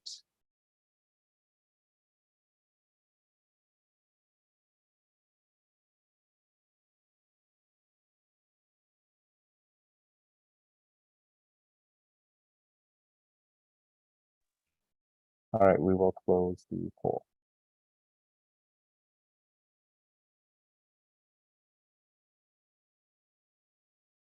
Okay. So regarding the reconsideration on resolution 7, there are 21 votes in support, 13 opposed, and 1 abstention. Sorry, 22 in favor, 14 opposed, 1 abstention. Thank you. That we have the 2 votes that came in via the chat. So the motion to reconsider. So we've got a bit of echo. There we go. I think we got it. Motion to reconsider passes. Resolution number 7 is back on. We've certainly had a significant amount of debate. I think we are at the position that we can have our vote on resolution 7. But before we do that, again, just to make sure we've got everyone that, because the previous vote for reconsideration did not require a roll call, this one does. Just to make sure we've got everyone recorded who will be entering a vote, we are going to do the the quorum call, just to make sure we've got everyone, and then we'll proceed with the vote by way of roll call. So we're going to just make sure we've got everyone who should be on or wishes to be on is included. I'll turn to Mr. Beaker. This is not for the vote, but this is for roll call. All right, we're starting at the top. Tom Adams. Here. David Allard. Present. Curtis Belcourt. Caitlin Berg. Present. Joy Bremner. Again. Present. Darlene Campbell. Ron Karan. Present. Bernadette Chaboyer. Present. Nicole Corson. Present. Sean Davern. Here, sorry. Louis DeJager. Present. Sylvia DeRoche. Present. Mark DeBoard. Here. Dr. Kate Elliott,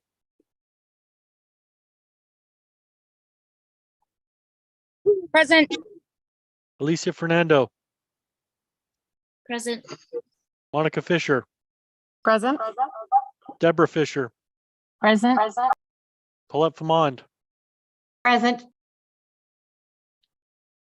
Rainey Gervais, Here. Dean Gladue, Present. Tony Goulet, June Graham, Present. Patrick Harriet,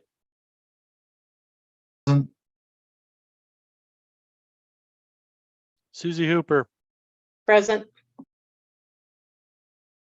Sean James, Present. Travis Jobin, Jamie Lee Keith, Here. Brenda House, David LaFontaine, Peter Lang, Present. Richard Lewis, Present. Tyler Massey, Present. Betty Ann McDonnell, Present. Walter Minot, Present. Alex Norquay, Present. Peggy Alansky, Present. Lana Olson, Denny Paquette, Present. Valerie Pace, Wendy Schneider, Present. Kelly Sears, Mert Servatius, Present. Dana Shaw, Present. Lisa Smith, Here. Natasha Smith, Present. Joy Sundin, Present. Pixie Wells,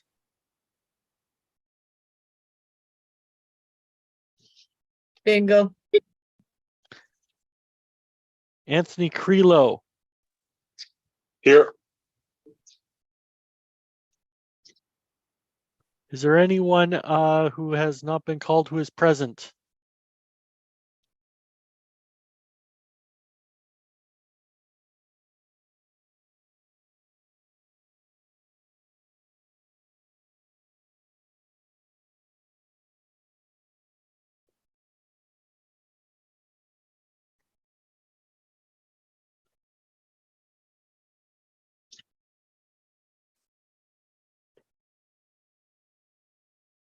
Okay, so we have 39 delegates present,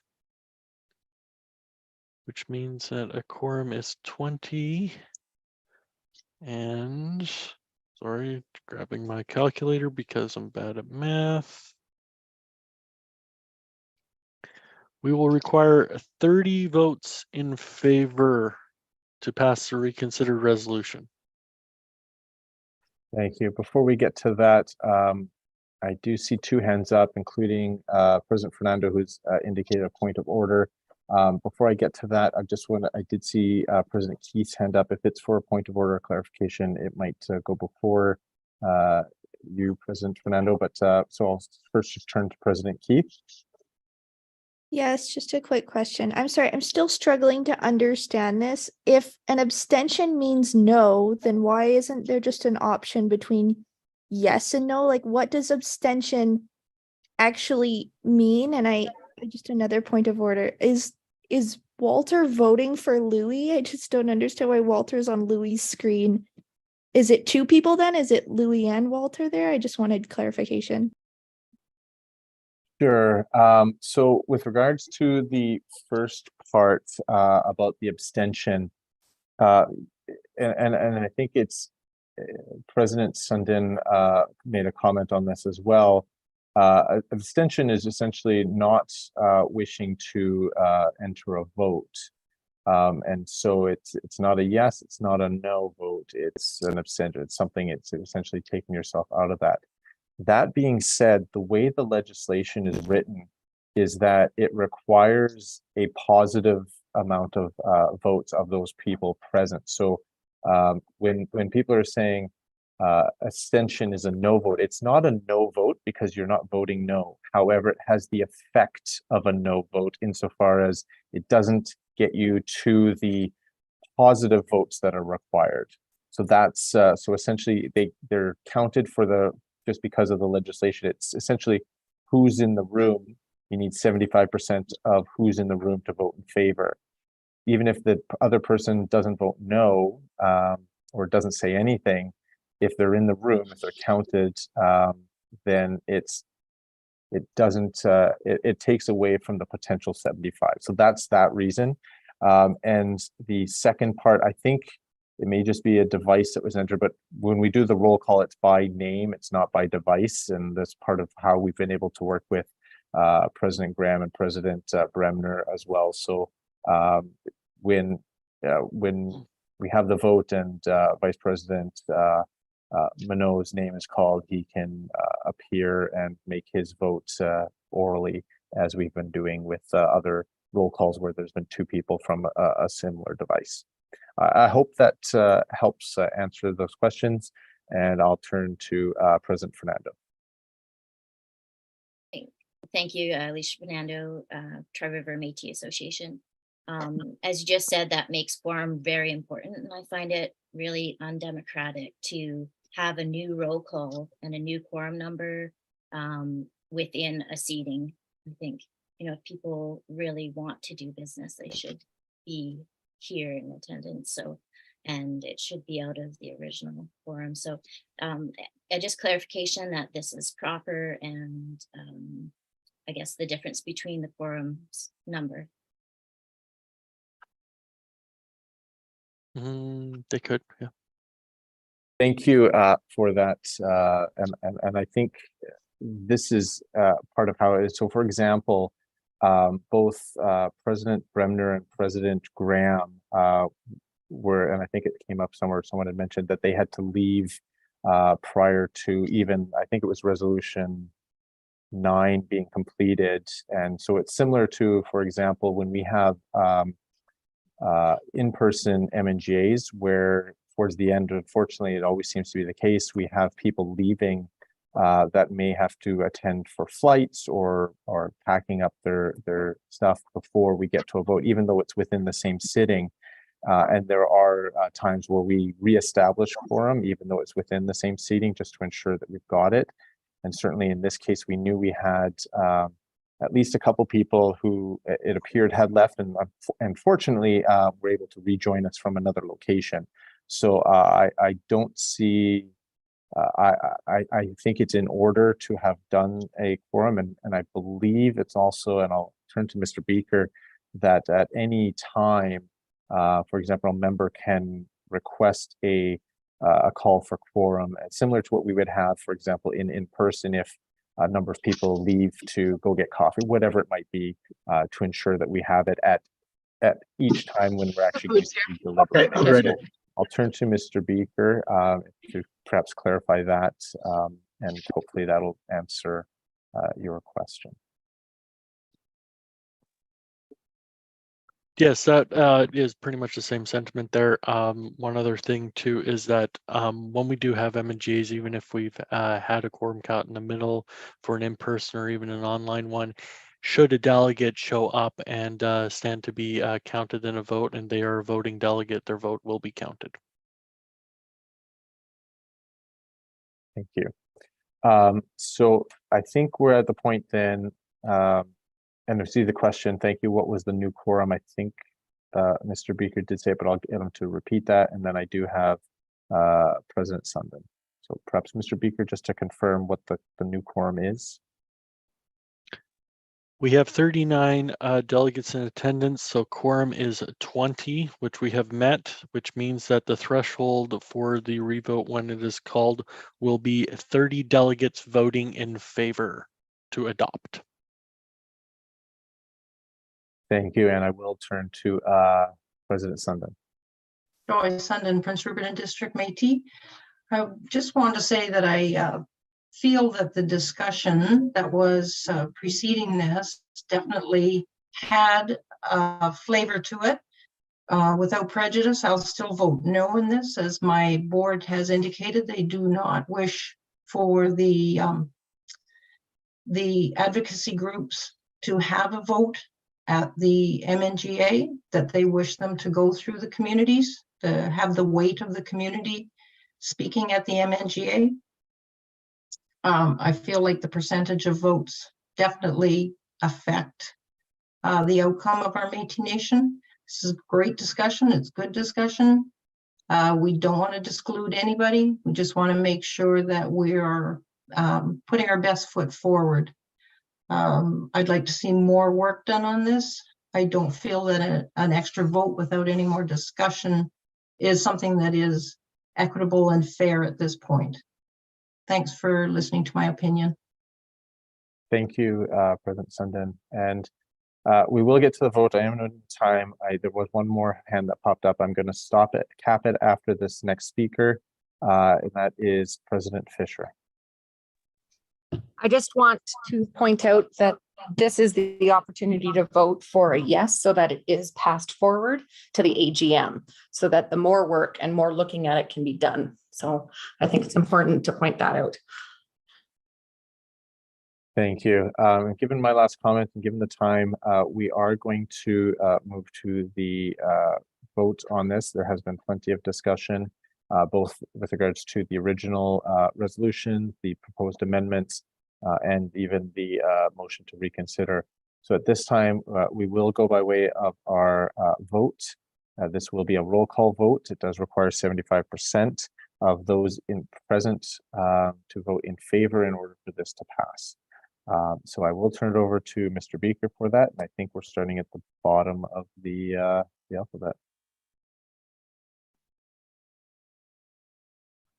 Pixie Wells. Bingo. I'm in favor. Joy Sundin. No. Natasha Smith.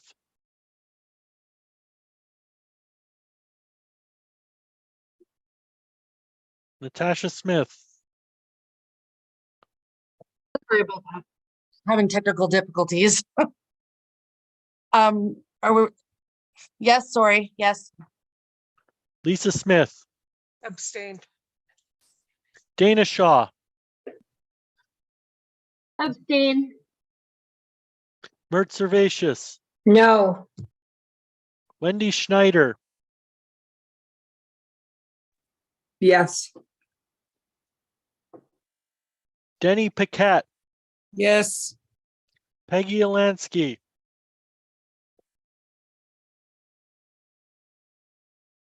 Yes. Alex Norquay. Yes. Walter Minot. Yes. Betty Ann McDonnell. Yes. Tyler Massey. Yes. Richard Lewis. Yes. Peter Lang. Yes. David LaFontaine.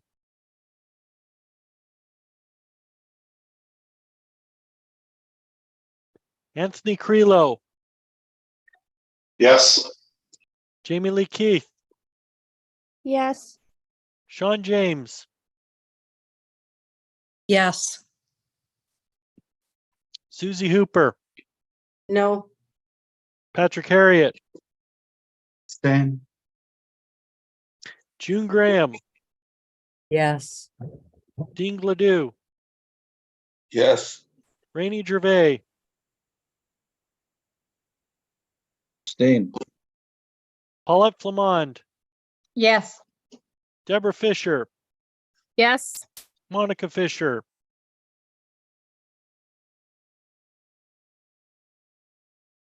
Yes. Alicia Fernando. No. Kate Elliott. Yes. Mark DeBoard. Yes. Sylvia DeRoche. Abstain. Louis DeJager. Yes. Sean Daverin. Yes. Nicole Corson, Yes. Bernadette Chaboyer, No. Ron Karan, Abstain.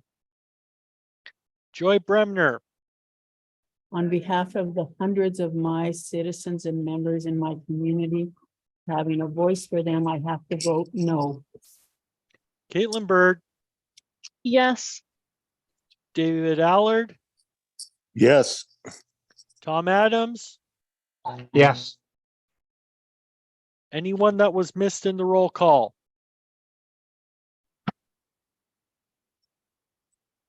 Two, three. Okay, let me do some counting.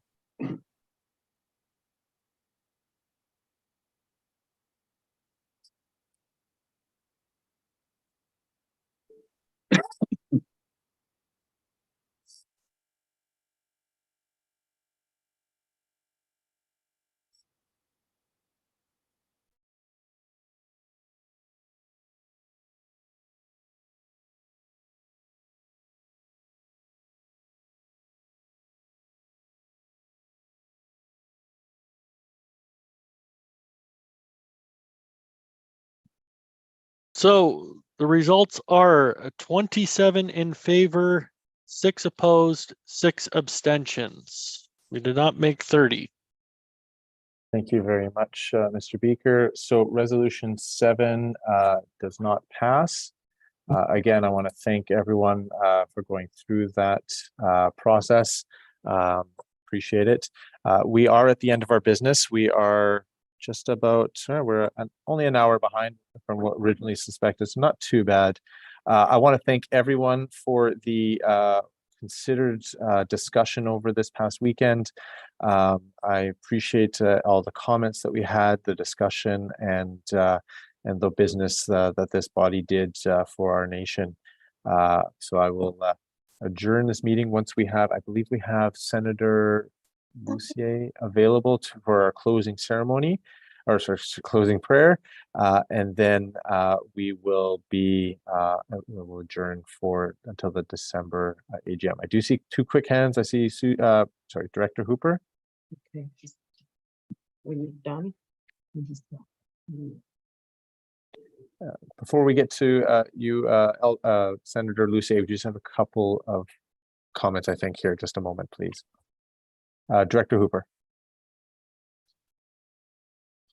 So the resolutions that were up for discussion, do they get moved to the next MNGA? Just the one that got deferred, postponed to today. Today's. They were, 2 of them were put together for postponement. Oh, sorry, the other 2, yes. So those 2 would be bounced, I guess.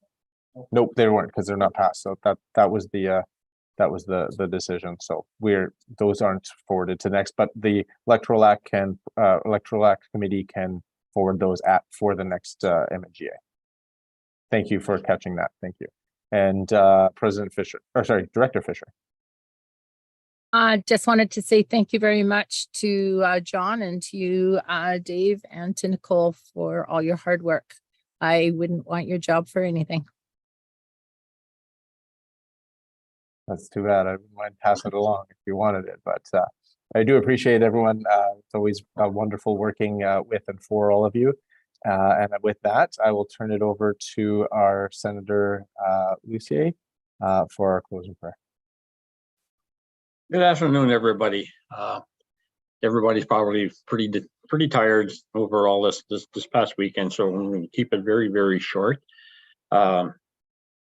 Tashi, everyone, thank you, Great Spirit, for allowing us this past weekend.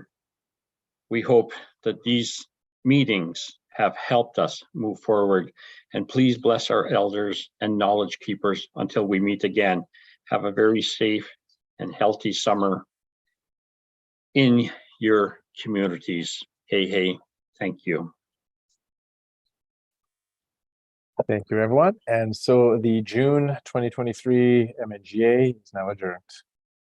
Enjoy what's left of the weekend. Bye, everyone. Everybody.